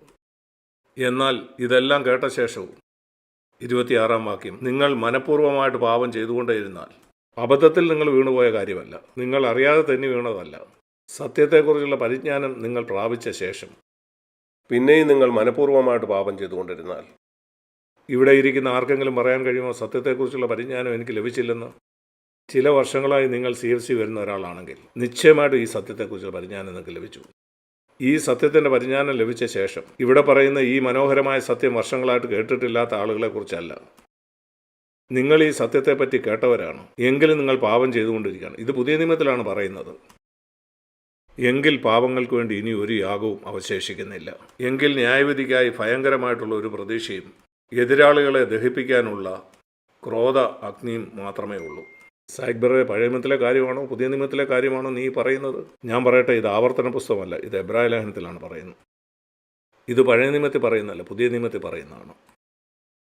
ഇത് യേശുവിൻ്റെ രക്തത്താൽ വിശുദ്ധ മന്ദിരത്തിൽ പ്രവേശിച്ചവരെ കുറിച്ചാണ് പറയുന്നത്. 19-20 വാക്യങ്ങളിൽ ഈ ജീവന്റെ പുതുവഴിയിൽ എത്തിയതിനു ശേഷം അവർ മനഃപൂർവ്വമായിട്ട് പാപം ചെയ്തുകൊണ്ടിരിക്കുകയാണ്. മോശയുടെ ന്യായപ്രമാണം അനുസരിക്കാത്തവൻ കരുണ കൂടാതെ 2-3 പേരുടെ വായ്മൊഴി കേട്ട് മരണശിക്ഷ കൽപ്പിച്ചു. ദൈവപുത്രനെ ചവിട്ടിക്കളയുകയും തന്നെ വിശുദ്ധീകരിച്ച രക്തത്തെ മല്ലമെന്ന് കരുതുകയും ചെയ്യുന്നവർ എത്ര വലിയ ശിക്ഷയ്ക്ക് പാത്രരാകും. ഈ വാക്യങ്ങൾ വായിക്കാൻ അനേകരും താല്പര്യപ്പെടുന്നില്ല.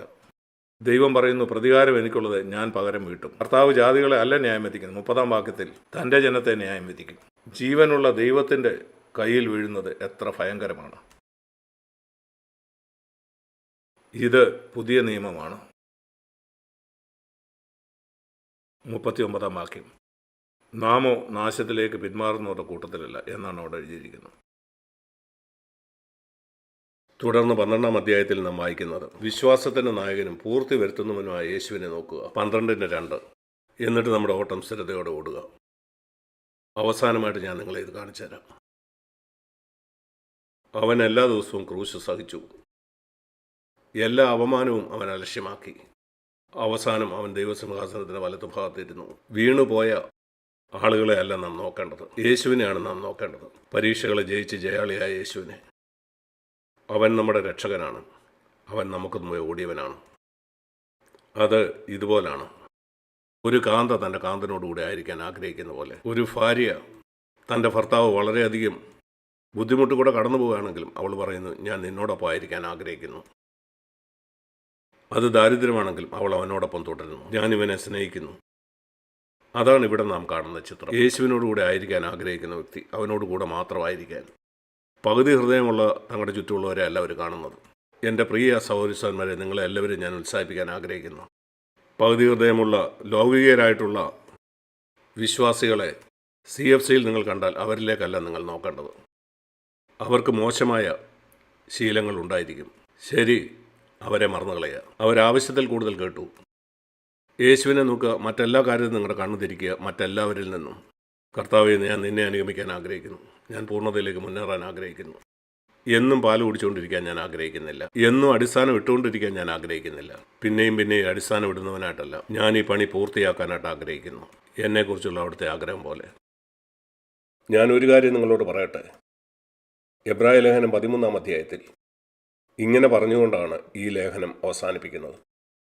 5 വാക്യത്തിൻ്റെ അവസാന ഭാഗം, ഞാൻ നിന്നെ ഒരു നാളും കൈവിടില്ല, ഒരു നാളും നിന്നെ ഉപേക്ഷിക്കുമില്ല എന്ന് അവൻ തന്നെ അരുളി ചെയ്തിരിക്കുന്നല്ലോ. ആകയാൽ കർത്താവ് എനിക്ക് തുണ, ഞാൻ പേടിക്കുകയുമില്ല, ഒരു മല്ലനെയും പേടിക്കുകയില്ല. മനുഷ്യന് എന്നോട് എന്ത് ചെയ്യാൻ കഴിയും? പാപത്തിന് എനിക്ക് നേരെ എന്ത് ചെയ്യാൻ കഴിയും? കാരണം കർത്താവ് എനിക്ക് തുണ. ദൈവത്തിന് മഹത്വം. നമുക്ക് പ്രാർത്ഥിക്കാം. സ്വർഗീയ പിതാവേ, അങ്ങ് ഞങ്ങളെ ജയാളികളാക്കാൻ ആഗ്രഹിക്കും. പൂർണ്ണ ജയാളികൾ, വെറും ജയാളികളല്ല, പൂർണ്ണമായിട്ടും ജയാളികളാക്കാൻ. കാരണം അങ്ങ് ഞങ്ങളെ സ്നേഹിക്കുന്നല്ലോ. ഈ മനോഹരമായ ജീവിതത്തിനായിട്ട് നന്ദി. അങ്ങ് ജഡരക്തങ്ങളോട് കൂടിയവനായി വന്ന് ഞങ്ങൾക്ക് വേണ്ടി മരിച്ചതിനായിട്ട് സ്തോത്രം. ഇനിയും ഞങ്ങൾ മരണഭയത്തിൽ ജീവിക്കേണ്ടവരല്ല. പിശാചിൽ നിന്ന് ആ മരണത്തിൻ്റെ അധികാരം അങ്ങ് എടുത്തതിനായിട്ട് സ്തോത്രം. ഇനി ഒരിക്കലും അവന് ഞങ്ങളെ ഭയപ്പെടുത്താൻ കഴിയില്ല. ഇനിയും ഞങ്ങൾ ഒരിക്കലും പിശാചിനെ ഭയക്കേണ്ട ആവശ്യമില്ല. നീ പൂർണ്ണമായിട്ടും ഞങ്ങളെപ്പോലെ വന്നു. ഞങ്ങളെപ്പോലെ തന്നെ അങ്ങ് പരീക്ഷിക്കപ്പെട്ടു. വീഴ്ചയ്ക്ക് മുമ്പുള്ള ആദാമിനെ പോലെ അങ്ങ് വരാതിരുന്നതിനായിട്ട് ഞാൻ അങ്ങ് നന്ദി പറയുന്നു. എന്നാൽ അങ്ങ് എന്നെപ്പോലെ വന്നു. അങ്ങനെ അങ്ങ് പരീക്ഷിക്കപ്പെട്ടു. ഇതിനെപ്പറ്റി വിവഞ്ചനം ചെയ്തുകൊണ്ടിരിക്കാനല്ല ഞങ്ങൾ ആഗ്രഹിക്കുന്നത്. ഇത് ഞങ്ങളെ എത്ര ഉത്സാഹിപ്പിക്കുന്നു കാണാൻ ഞങ്ങളെ സഹായിക്കണേ. അങ്ങ് പരിശുദ്ധാത്മാവിനാൽ പരീക്ഷകളെ ജയിച്ചതുപോലെ ഞങ്ങൾക്കും പരീക്ഷകളെ ജയിക്കാൻ കഴിയുമെന്ന് കാണാൻ. ഓരോ ദിവസവും ഞങ്ങളുടെ ജീവിതത്തിലുണ്ടാകുന്ന എല്ലാ പരീക്ഷകളെയും അങ്ങനെ അങ്ങയ്ക്ക് പിന്നാലെ വരാൻ, അങ്ങനെ കുറേശ്ശെയായി അങ്ങ് ഞങ്ങളുടെ മുമ്പിൽ വെച്ച ആ ലക്ഷ്യത്തിലേക്ക് ഞങ്ങൾ എത്തിച്ചേരേണ്ടതിനായിട്ട്, അങ്ങനെ ഞങ്ങൾ പൂർണ്ണമായിട്ടും അങ്ങേ പോലെ ആകാനായിട്ട് അങ്ങത് ചെയ്യുമെന്ന് ഞങ്ങൾ അറിയുന്നു. കർത്താവ്, ഇവിടെ ഇരിക്കുന്ന പലരുടെയും വിശ്വാസം ഈ കാര്യത്തിനായിട്ട് ഉണരുന്നതായിട്ട് ഞാൻ അറിയുന്നു. ഈ ലക്ഷ്യത്തിൽ എത്തിച്ചേരാനായിട്ട് ഞാൻ പ്രാർത്ഥിക്കുന്നു. അങ്ങ് അവരോട് പറയണമേ, നിന്റെ വിശ്വാസം പോലെ നിനക്ക് ഭവിക്കട്ടെ എന്ന്. ആമേൻ.